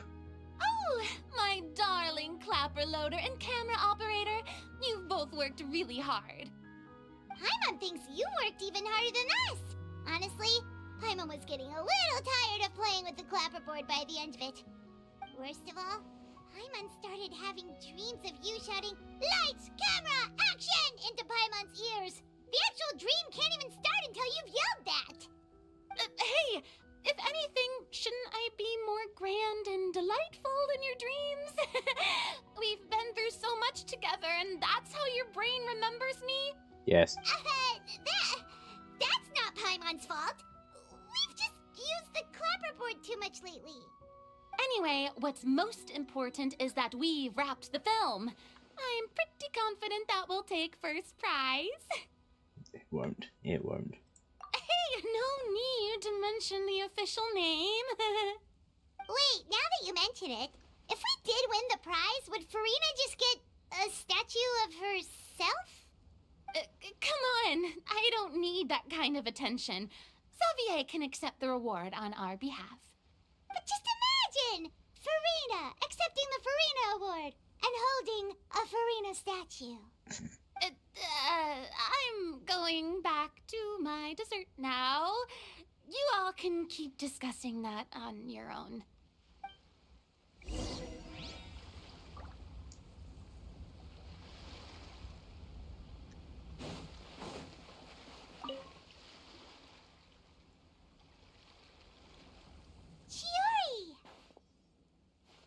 Hey, you two. Are you not really into these kinds of big social occasions? I don't blame you. Not particularly. But this is still better than Fontaine Fashion Week. But if this film becomes a big hit, people will definitely come flocking to your shop. Yes, that's highly likely. As long as the film can premiere as planned. Are you still worried about the case? That and all the obstacles we had to face today. You're right. It's as if all our bad luck just manifested at once. But why today of all days? I can think of one person. No, it's nothing. We've already delivered the film to the editors, so there should be nothing more to worry about.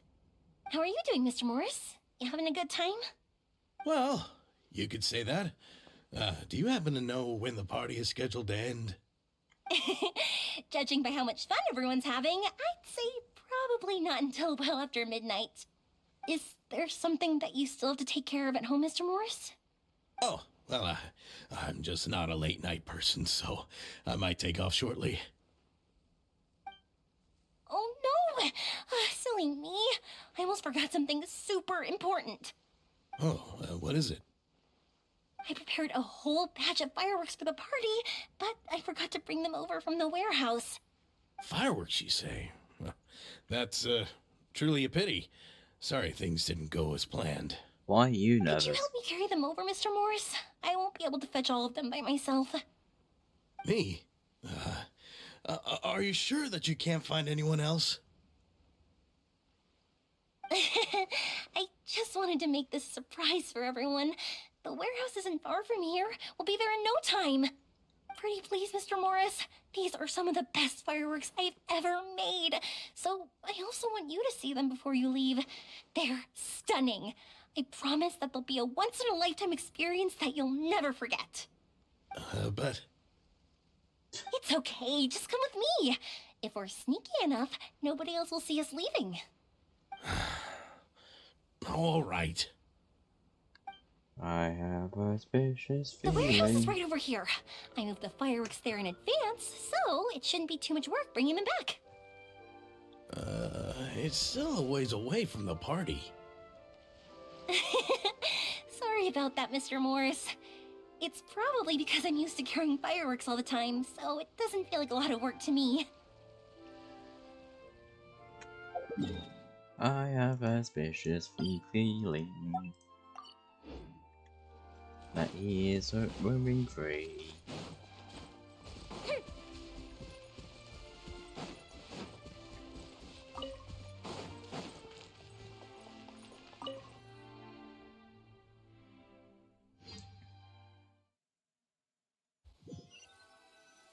I don't like that loading time. It's dark in here. I Wait don't here, like Mr. that. Morris. I think the light switch should be somewhere over here.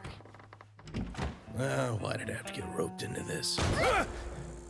What was that?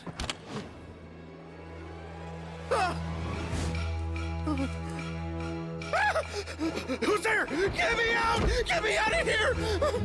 Did you really think you'd get away, Morris?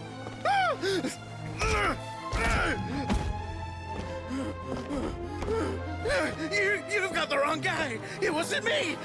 I'm not the killer. You know, Eliza died a far more heroic death than this. She fought your assassin to the end, to save the children she had hidden beneath the floorboards.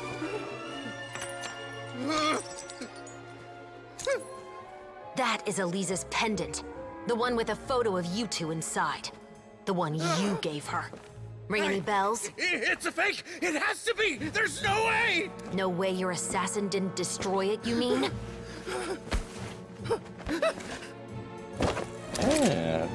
Did you ever love her, Morris? Or was killing her always the plan? No, please. Listen to me. I told Eliza to keep us a secret. I paid her plenty for her silence. I never thought she'd keep the child. Everything was gonna come out, and I had no choice. She forced my hand. No! I'm begging you. I have money. Kill him already. Just name your price, please. You can keep your Mora, and you can go to hell.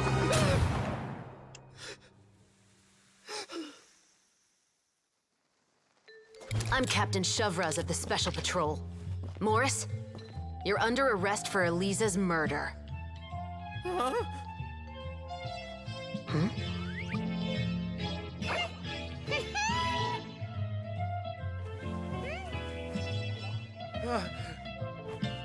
Forza.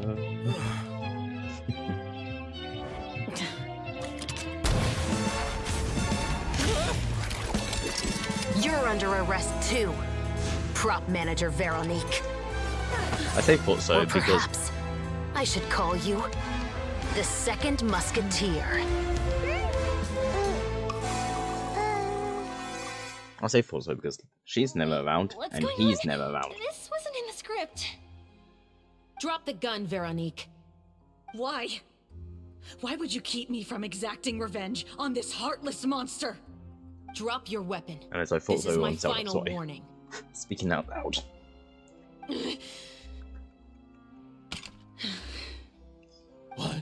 What is going So I on? don't say Forza on. Oh crap. Do I have to spell it out for you, Morris? Everything that took place just now was staged to get you to confess the truth. But this last part is all improv, of course.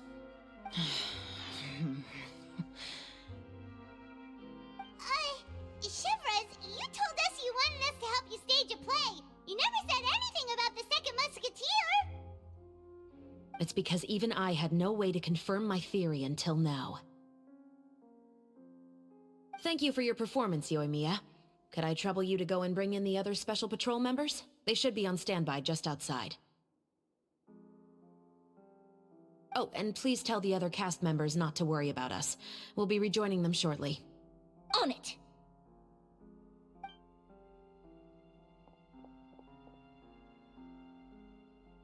So what do you think, Morris? Care to talk about what happened 20 years ago? My patience is limited, you know. Don't force me to take you back to the interrogation room. I'd wager that you wouldn't last for more than a minute in there. With the recording we made, you have no chance of winning in court. Cooperating with us now is the most practical move. All right.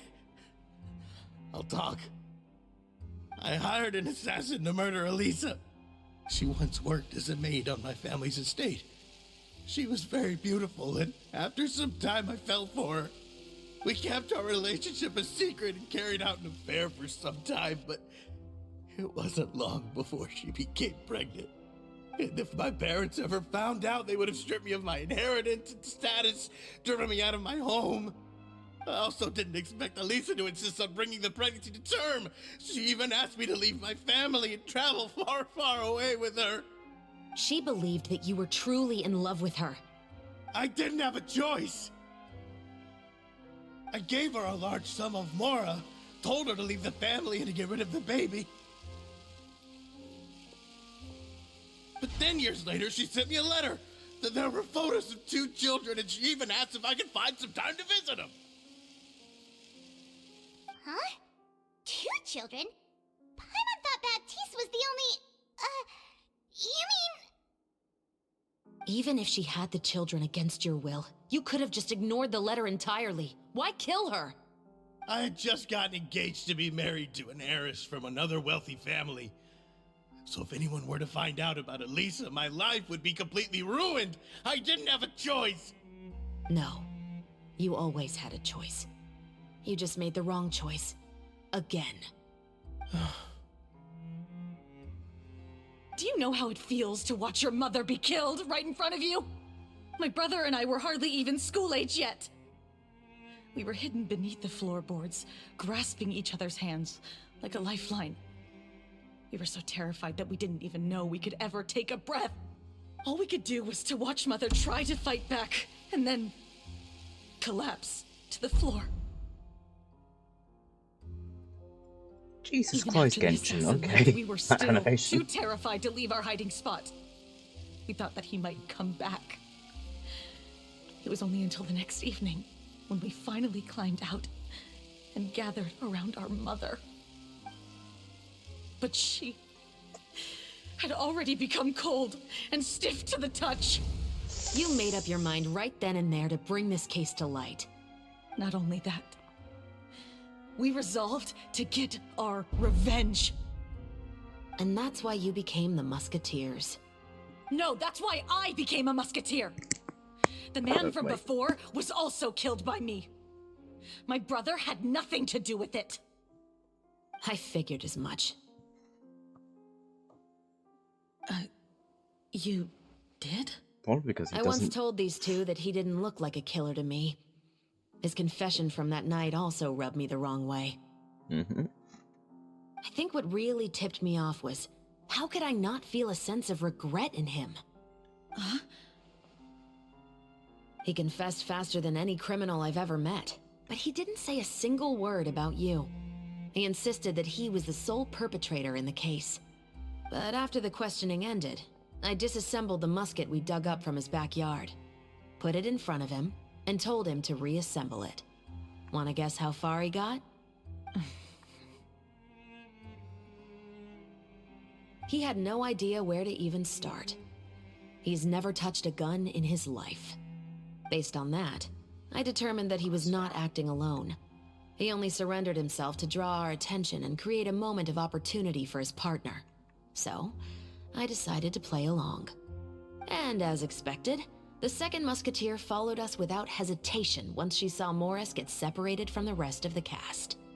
Besides, why else would he call the novel The Two Musketeers? But how did you know it was Veronique? I figured it out the moment Baptiste told me his father's name. That so-called financial crisis was all just a ruse. He just wanted to sign up as the investor and then leave the film without any source of funding. After all, he has a vested interest in minimizing the reach of this story. It's really just the same thing as what he did to Eliza all those years ago. Human scum. But then Xavier pulled out all the stops and got the film made against all odds. Morris couldn't have that. With the killer in custody, he figured it was safe to act. And so he came to visit the set today, just as I expected. Wait, so you were behind all those mishaps today?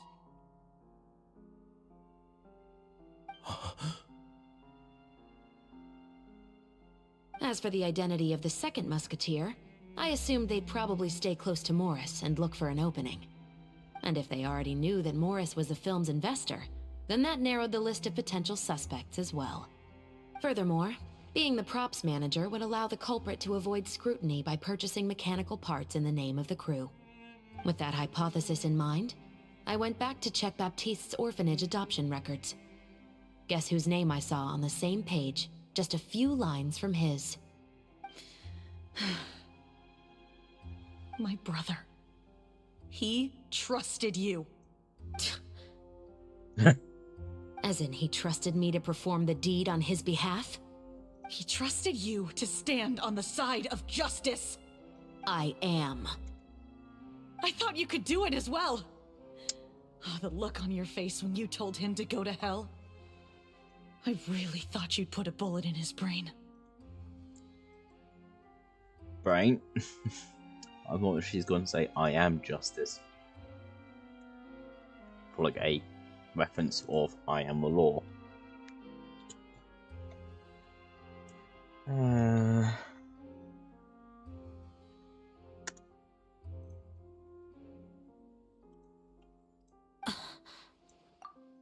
You know what he has done. Are you telling me that you'd rather see him spend the rest of his life living like a king in the fortress of Meripede? Yes. I will never be able to forget the feeling of my mother's cold, lifeless hands. And you would call this ending fair? Is this what you call justice? I won't lie, Veronique. I did hesitate when your brother first told me about the truth. I wondered. I agonized over whether I should really put a bullet in his head. So why don't you? Because that should never be how justice is carried out in this world. Perhaps, to you, justice is simply reciprocated. An eye for an eye, and a life for a life. But everyone has their own understanding of justice. If everyone were to pursue their own definition of it, there would be no more order in this world. Today, you'll kill Morris, and tomorrow, his children may come for you. The world cannot render judgments based on a desire for revenge. That will only lead to a cycle of revenge, as well as the destruction of order and civilized society. Fontaine is founded on a set of laws and a standardized code of justice. That is why we are the nation of justice. But with all that said, I will promise you this. Morris will not lead a cushy life in the fortress of Maripede. Chevreuse, the rest of the special patrol is here. Thank you so much, Yoimiya. Letelier, Terena, please take them away.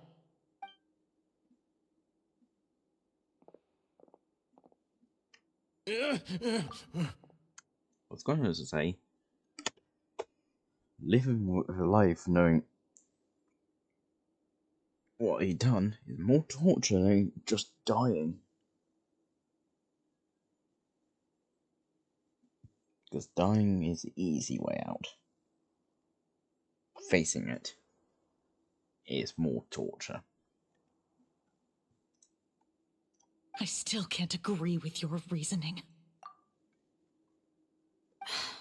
I know. Justice has not been delivered. Are you your enemy or your friend? Not today. Ah, good. Chevreuse. Good to know. Let's go. We should give an explanation to the crew. That's right there. Okay, fine. Oh. Thank you for your concern. I'm fine. I'm just thinking about the things in life that have driven people to take justice into their own hands. I need to unlock the Jaws mask. This will make it running around here so much easier.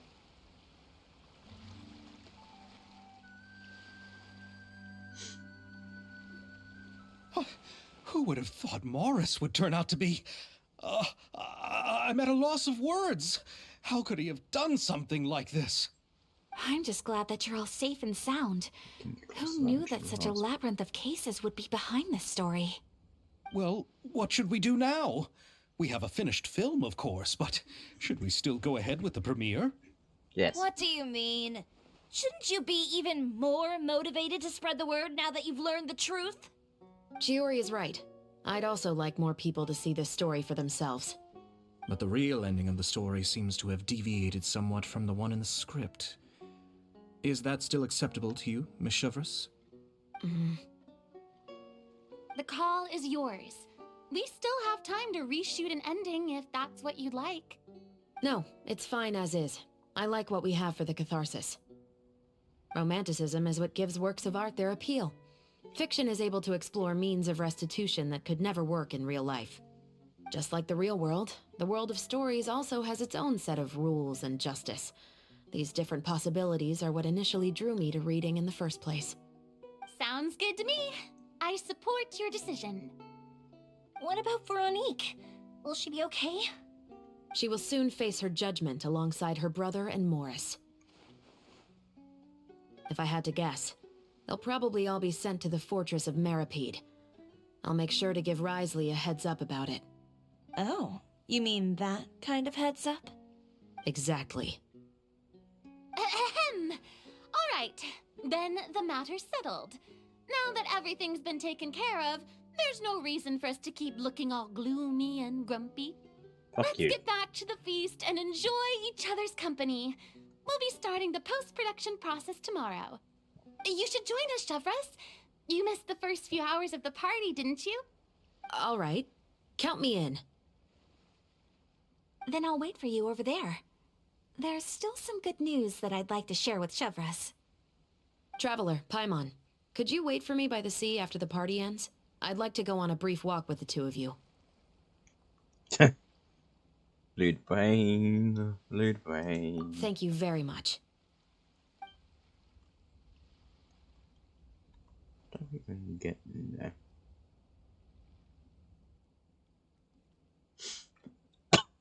Oh no, you're not playing the card game. Yeah, I can't. Okay. Good to know.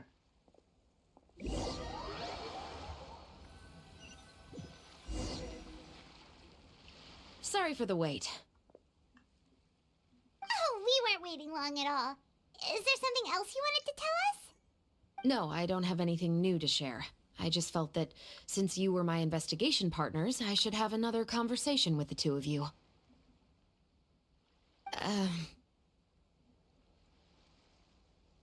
Traveler, yes. How would you have responded to Baptiste's request if you were in my shoes?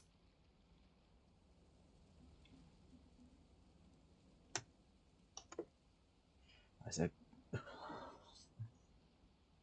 remember a fucking psycho bitch killer. A madman that now has Mass Effect, and I will go for evil.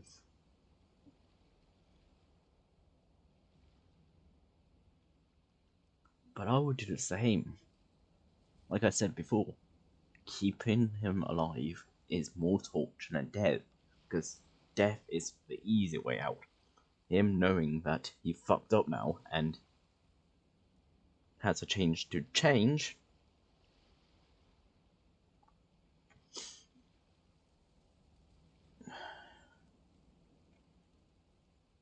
You'll have to live out with his past knowing he's a fucking bastard. Plus, killing him will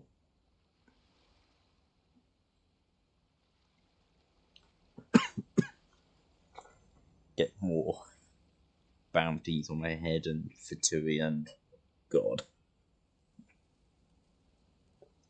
I already got 2 enemies on my head. I don't want a third, unless there's a third. I don't know. I've not did more on the story. Is that so? Well, thanks for sharing. When I was young, my father often took me here to swim. We'd come rain or shine, even when it was freezing cold. He told me that swimming was the best activity to train one's strength of will. You could never give up before reaching the shore, especially when the water was cold. Oh?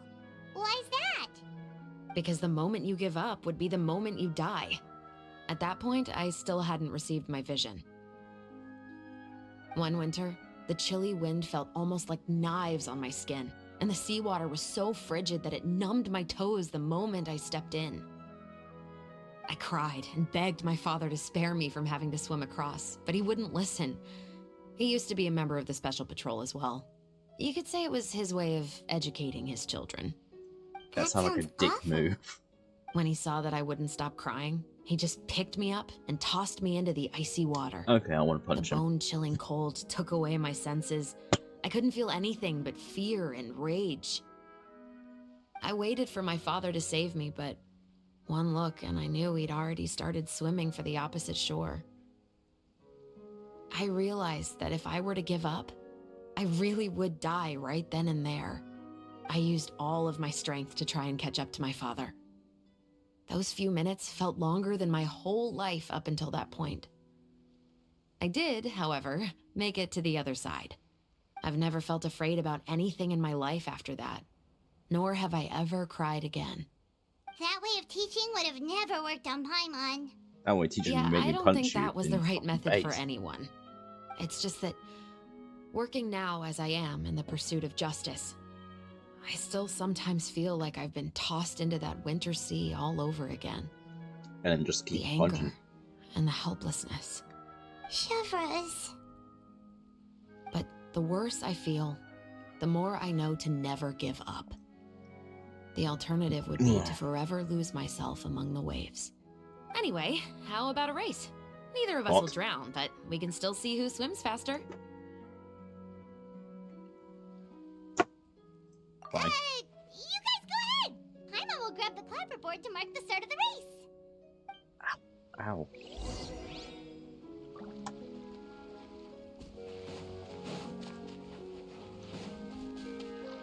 Ooh.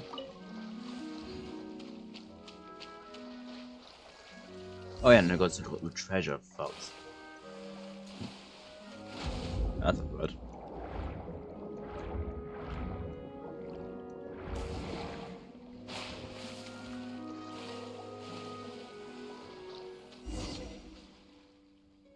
Oh, that felt good. You were so fast in the water, Chevres. You were swimming even faster than Paimon could fly. So, about the special patrol. Did you join because of your dad? Partly, but I'd say I was more inspired by the heroes I read about in stories growing up. Oh, so it's due to your love of stories. Of course, it was only after I joined the Special Patrol that I learned that truth is often stranger than fiction. Come on, let's walk a bit more. What?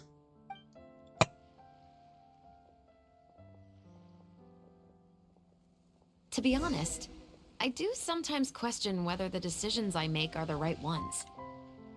But I know that no matter what, I must keep swimming. Because the only thing I've got my eyes on is the shore in the distance. Clearly not me.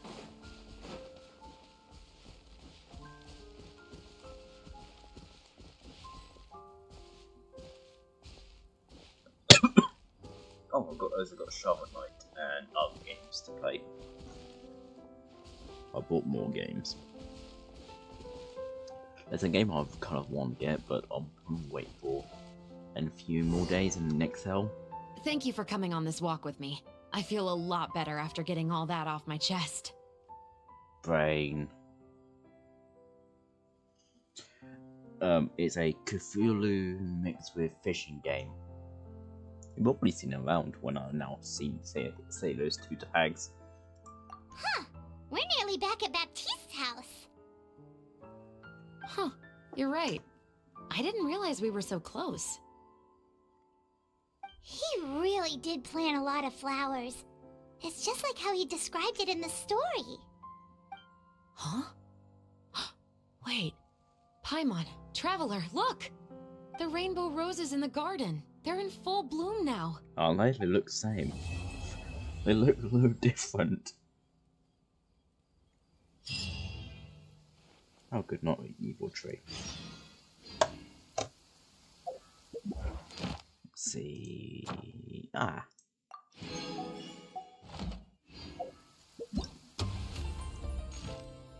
One more to go. That will be next midnight.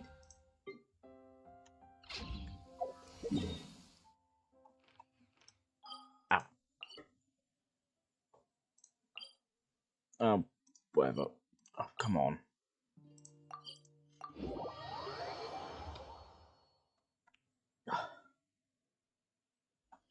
Ow. Ugh. All the pain. Fuck off, Vittori.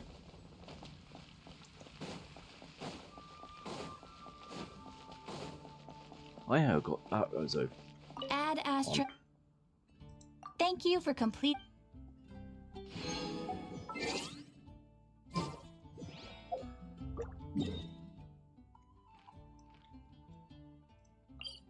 Because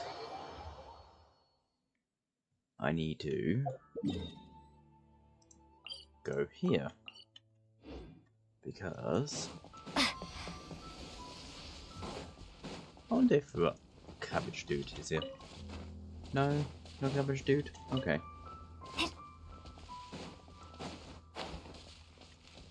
Did not swim just yet.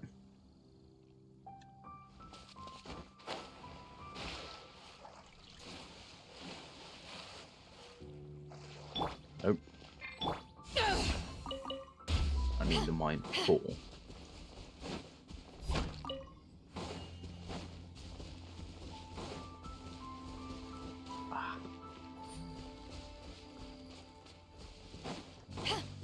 Ugh.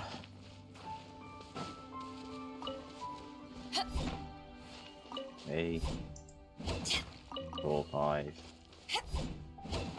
6, 7, 8. I need one more. Ah, look, there's one more. 9, 10.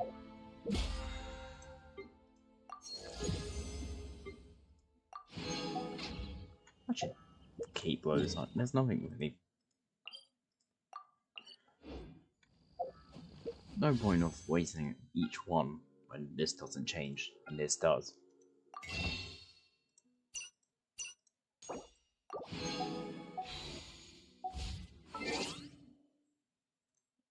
Ta-da! We're back. Claim. On. Oh, Jesus.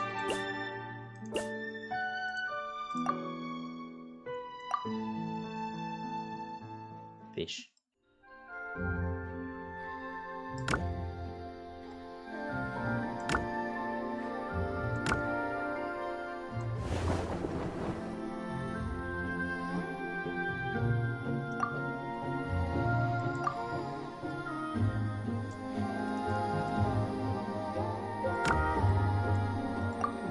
Oh, I can just... Oh.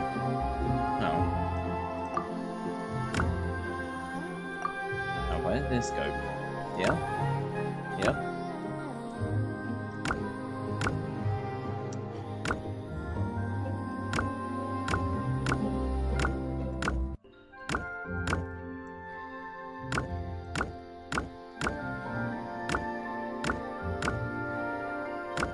Ta-da!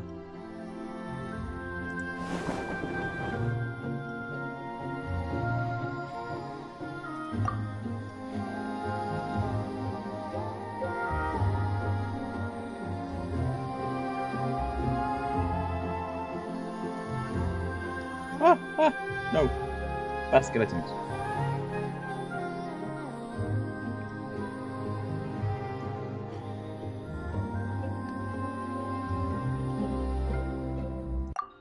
Continue.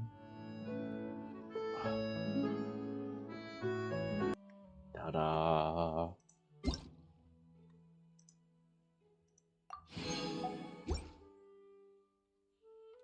I wonder. I will check in a minute, but...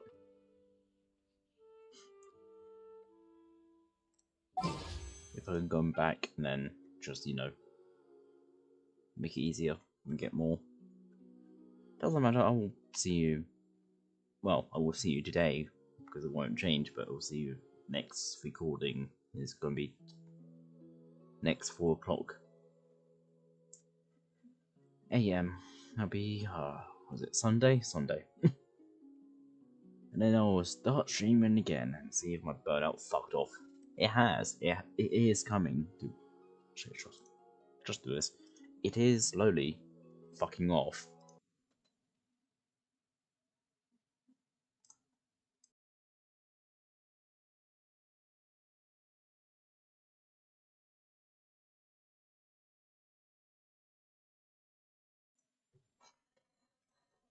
Alright, let's see.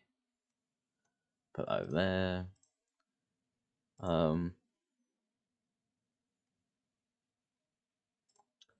Don't know, just hey, thanks for staying for all these years. I know it's like not now, best not saying next time, but come on.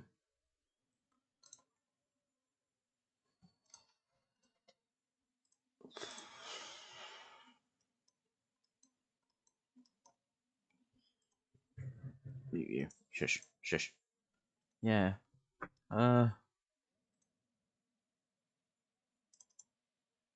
Bye.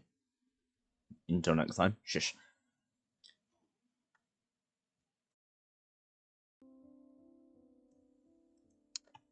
This recording is has started at the beginning of 2024.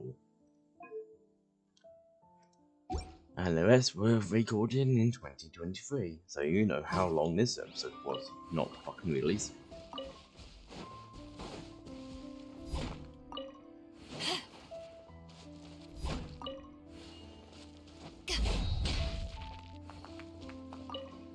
I've woken up, so it's like fucking 4 in the morning.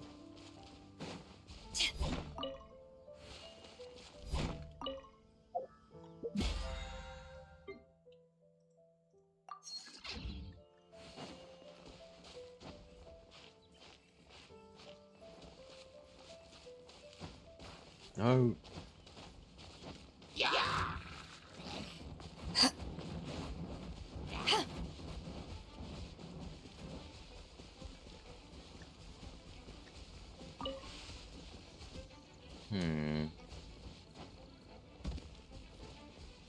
Where's the other ones?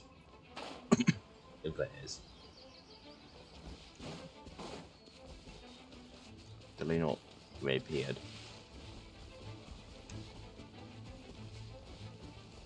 Maybe not. Oh, boo.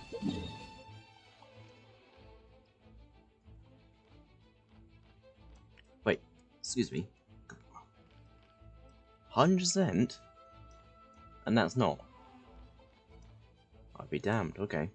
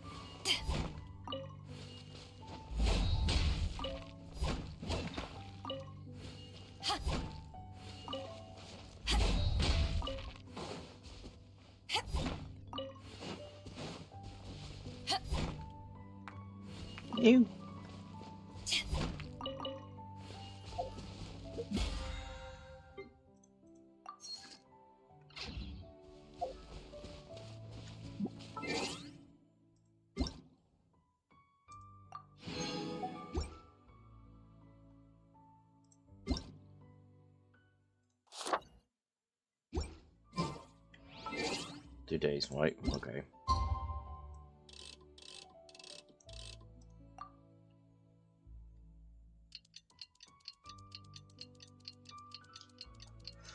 I have more games. I also have Shovel Knight again, so now I can play that on stream. Sadly, not with a Nebo. And I have Joy-Con Drift. Once again.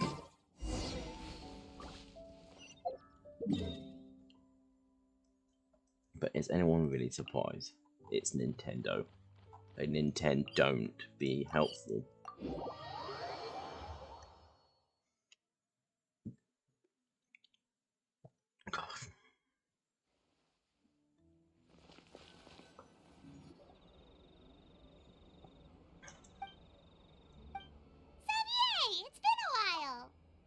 It's only been 2 days, plus 3 Hey days. there, you two!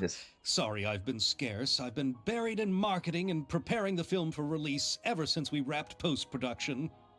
The award ceremony is today, right? Paimon wonders if we'll win the Farina Award. I'd give it a 90% chance. Farina! Oh, Paimon didn't know you were already here. You're earlier than everyone else. I'm sure the others will also be here in no time. Xavier, if we end up getting called on stage, shouldn't you come up with a name for our crew? What? But we don't even know if we're going to win. I wouldn't want to jinx our chances by celebrating early. Just open your eyes! Surely you've seen the audience's reactions to our film. We've had nothing but critical acclaim. You've also had conversations with the Opera House's operating staff, right? Didn't they want to increase the number of showings? With the mora you've made from the box office, you can now open your very own film company. But that's all credit to my amazing crew. You've all helped to make this a reality, so I can't be the only one asked to come up with a name. Well, give it some thought. I'm sure the crew will respect your choice. All right, but before that, Traveler and Paimon, could I trouble you to quickly pay a visit to the Fortress of Meripede? Huh? But shouldn't we stay for the award ceremony? I wanted to ask you two to invite Shavraz to join us at the ceremony. She's one of the lead roles, after all. I haven't been able to find her recently, so I haven't had the chance to invite her personally. According to the papers, the culprits of the Musket murder case will be personally escorted today by the captain of the Special Patrol to the Fortress of Meripede. Oh, Paimon gets it now. Piece of cake. Just wait here, Xavier, and maybe try to come up with a few snappy-sounding names. All right, then I'll leave you to it.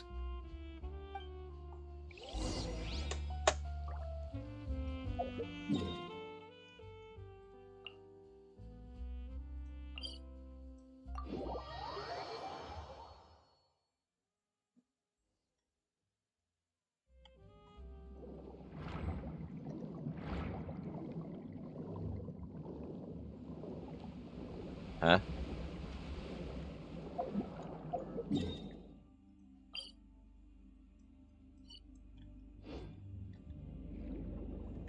Huh? Excuse me.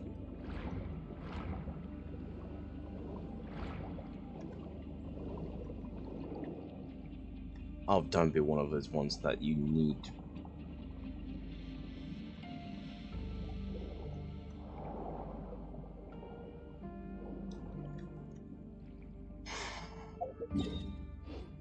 Great design, yes. This is great. Oh, you don't know where that is? Tough shit. Google. One was in a good fucking design. Hint, hint, it's not. It's fucking garbage awful.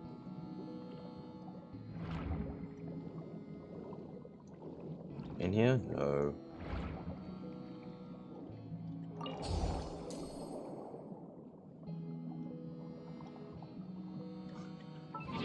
Well, time to Google. Because I don't know. Oh, great fucking design. Yes. Oh, you don't have this unlocked before? Oh, go fuck yourself.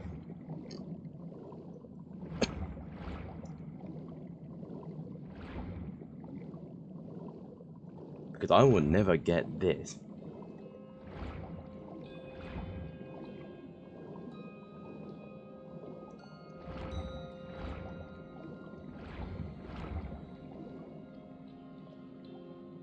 There's a problem with Genshin.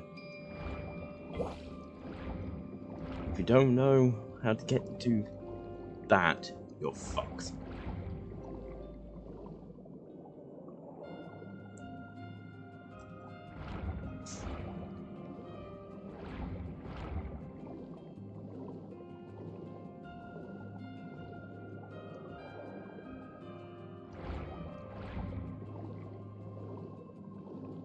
Right, come on. No.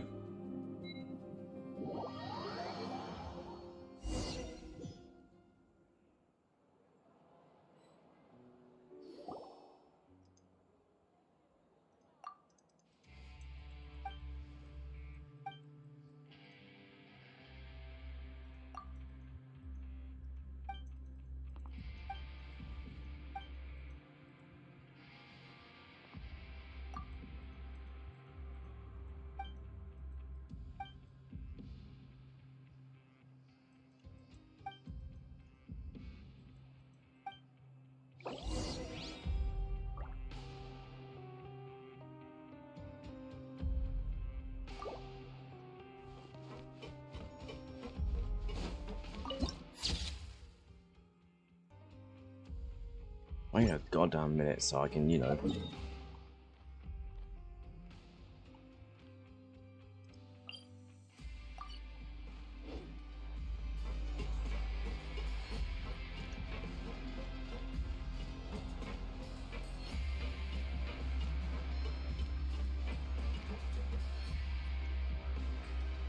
Hang on.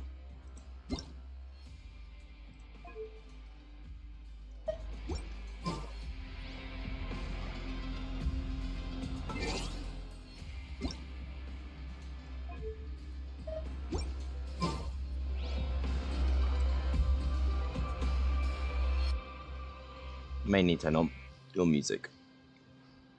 I wonder when I'll be as tall as my big sister. Thanks. Let me hear the music. Oh, well, now you ruined it. Thank you, Barbara. Oh. Shut up.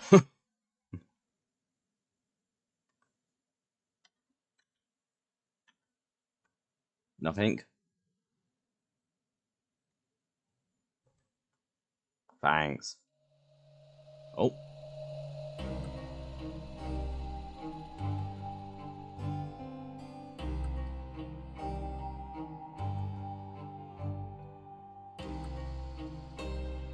Ooh.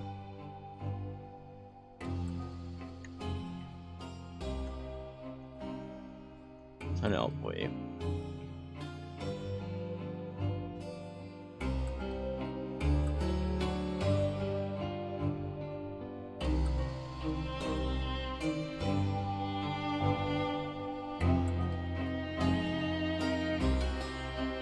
like this.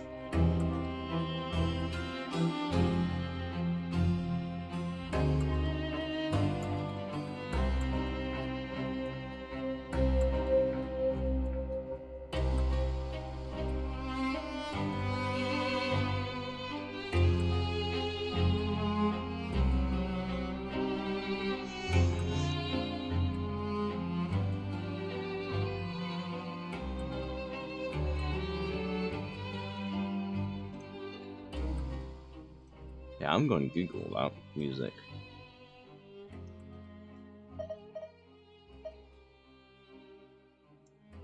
Paimon coming in! Paimon coming in! Is this level okay? Can you hear Can't Paimon? remember, so I'm going. Paimon coming in! Shut up, coming Paimon! in! Is this level okay? Can you hear Paimon? Hang on. Okay.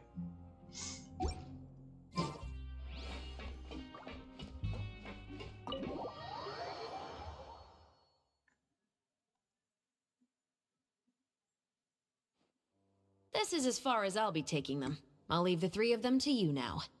Got another errand to run? Yeah, I don't care. Something like that. I'm expected at a party. Now that's something you don't hear every day. Found a new pastime? No, it's just a special occasion. Shavras! Risley! Festivals really do bring people together.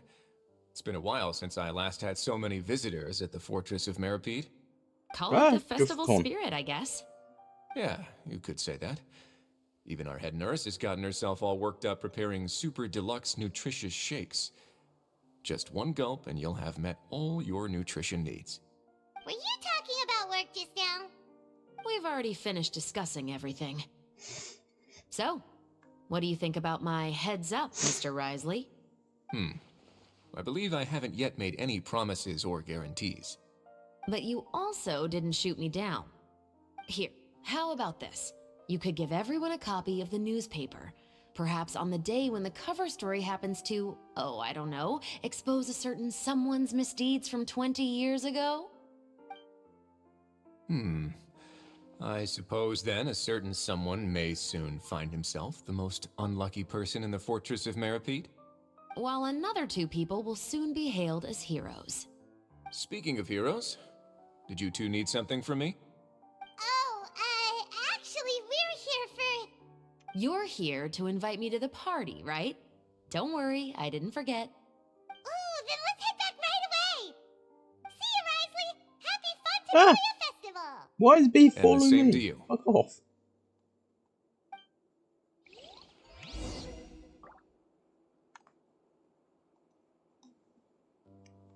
Bad bees.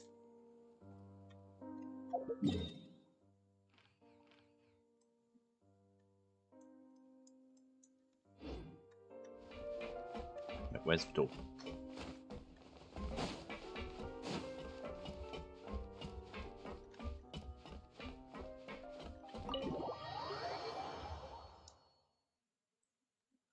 Oh god, I have to keep coming back here.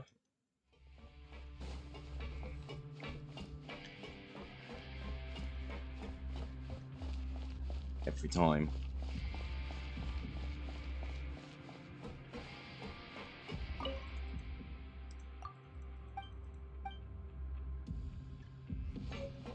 E.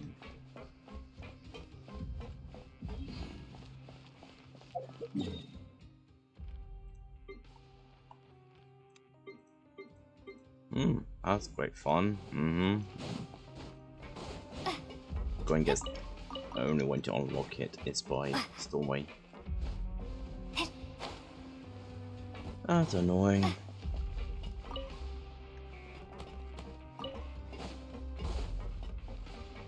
What one can do.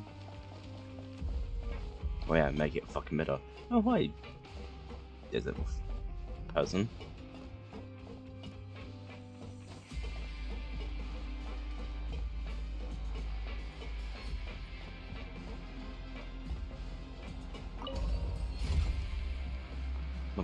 Am I streaming? No, I'm recording.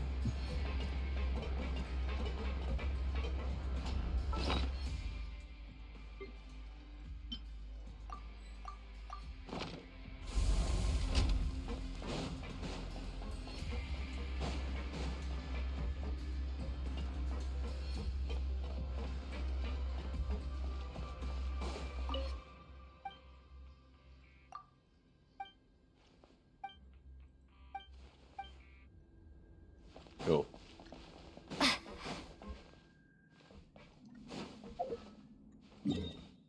Alright, I'll be back to that place whenever I do the story. Usually never. And the winner of the Farina Award for the first Fontanalia Film Festival is... The Two Musketeers!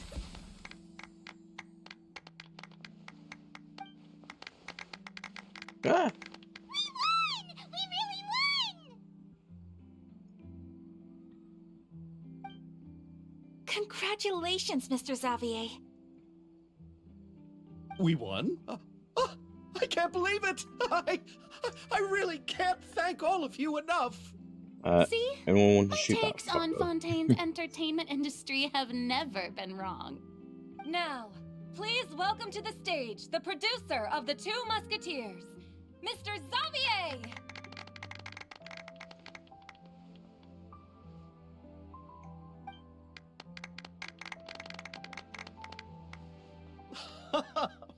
Thank you! Thank you all so much for your recognition and support. While I'm up here, I would love to give special thanks to... Time really flies, huh? It certainly feels that way. It feels like it was only yesterday when you were teaching me to hold a musket. Huh? Will you come back to Fontaine again? Of course. I'm very fond of this city. There are so many novel and interesting things that it's been hard to keep track of them all. But how about you? Would you be interested in visiting Inazuma? I can't say the thought has crossed my mind before, but I'd be willing to consider it now. I will be eagerly awaiting your visit. It would be wonderful if you could visit my home and enjoy a taste of our tea and desserts. Yeah, let's keep in touch. Did you accomplish all you came here for? Yes. And you should visit Inazuma again sometime. How has Ogura and her business been? To my knowledge, she's doing quite well. Tell her I said hi. I certainly will. I heard the thunderstorm has stopped. Yes, and the war has also been brought to an end. Peace and prosperity has returned to the islands. I quite like the sound of that. Perfect for hanging textiles out to dry. I'd like to offer my thanks again to the entire cast and crew. Without you, I would have never completed this film, much less had the opportunity to be standing on this stage.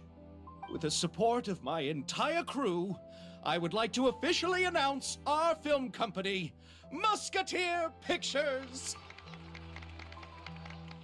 Ho-ho! That has a really nice ring to it.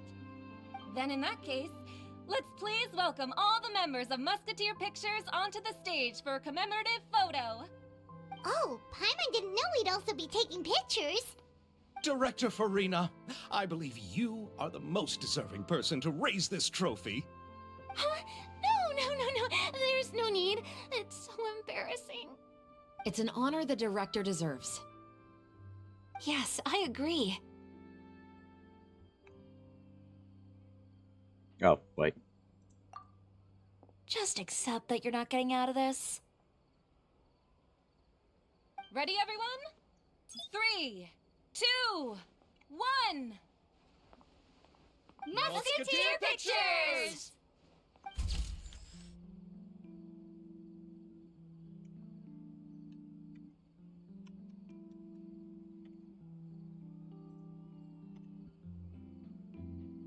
Whoops,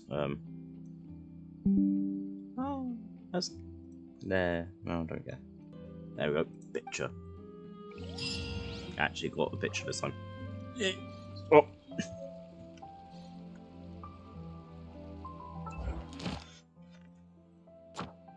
That's not even close. Be done. Okay. Miss Yoimiya.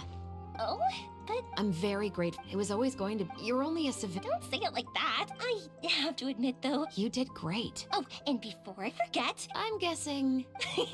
Telling you now would ruin the surprise.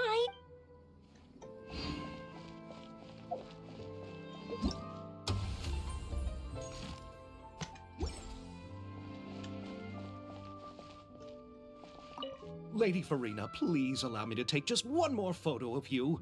I would also love to get your autograph. Hey, I've had. But, Lady, come, the brightest star. Well, I'm flattered. All right, but I don't have to. Of course. Thank you so much. Where's the other two? That's those two, that's those two. Happy Fontanalia Festival!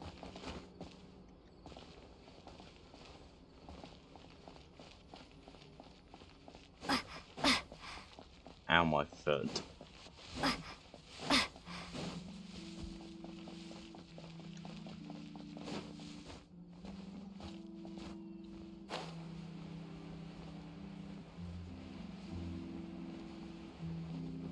Yeah, I can't find others.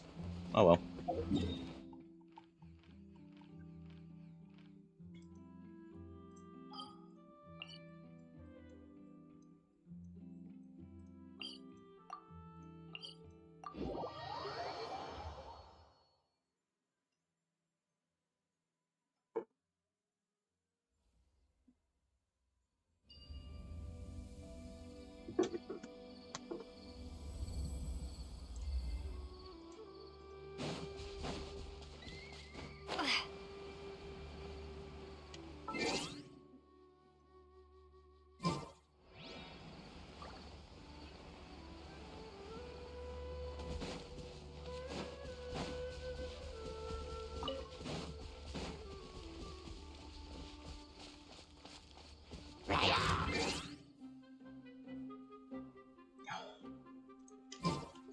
Hi lads. Bye lads.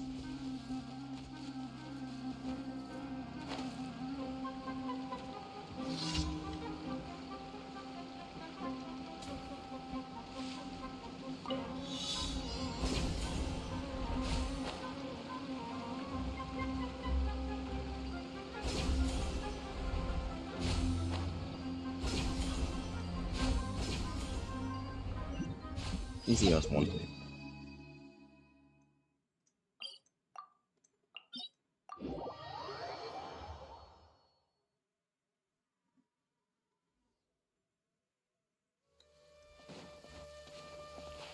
Easy, can you stop sounding like a fucking jet engine? You run this game like daily. It's fine.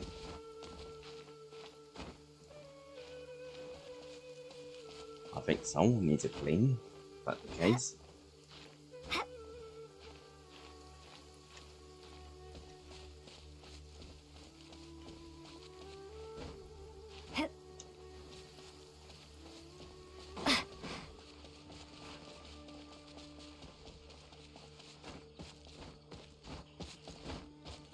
Brain, if I wear certain different clothes, I will climb this easier.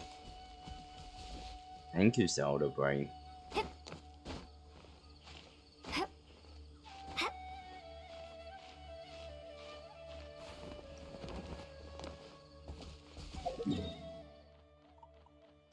Just realised I can just do this.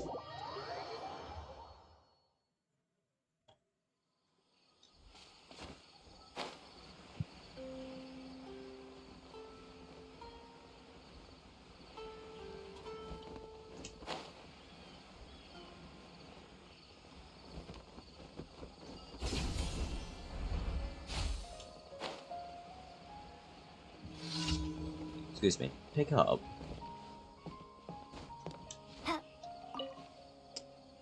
Oh, why did it?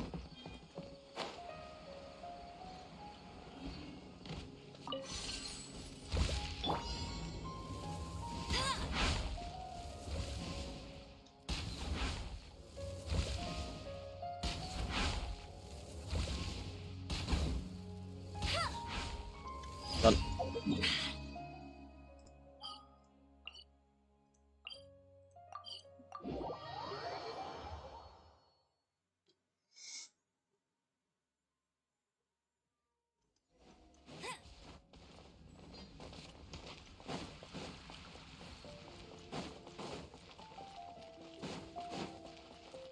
Ad Astra.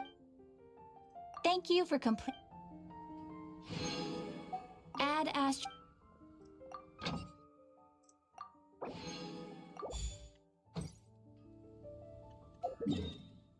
just in case.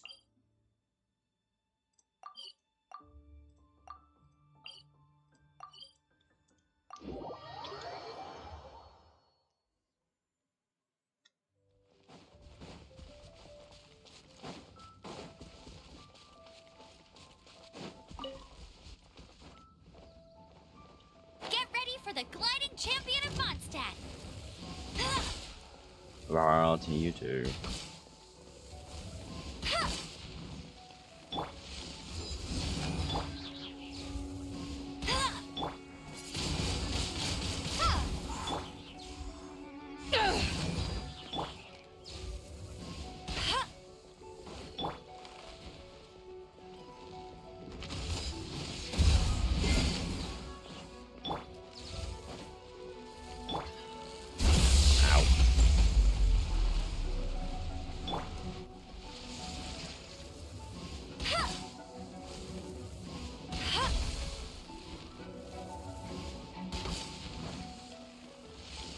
Let it rain.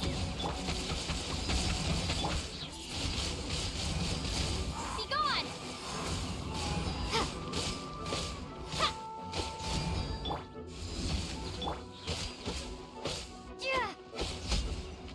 Easy, easy.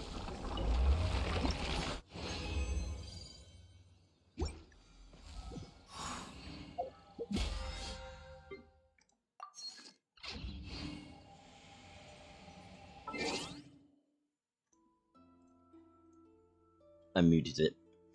It's too loud. So I'll just be quick. Somewhere around here. There's. Somewhere around. Oh, let's do this.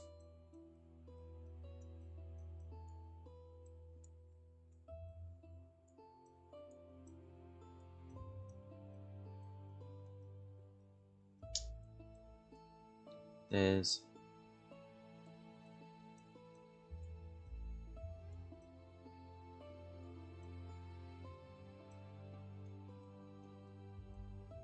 Four, 5, 6, 7 with this one.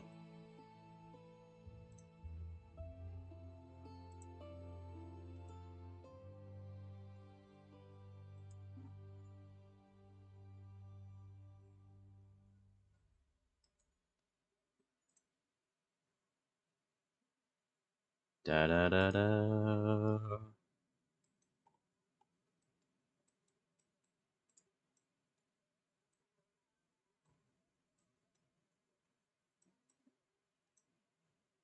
I wonder.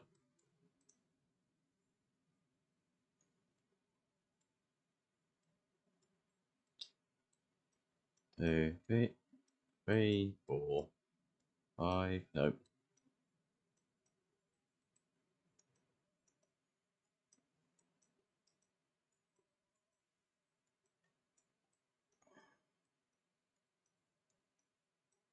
Yep. No. House.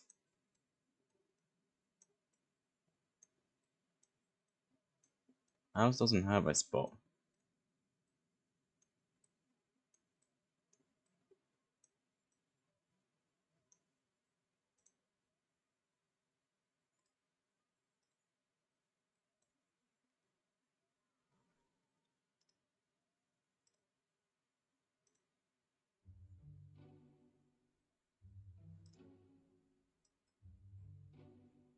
Okay. Transform reset.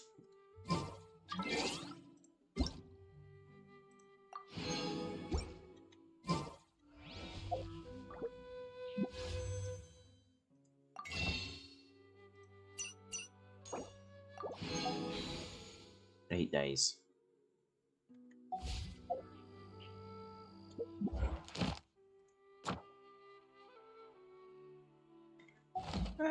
I see. Bye.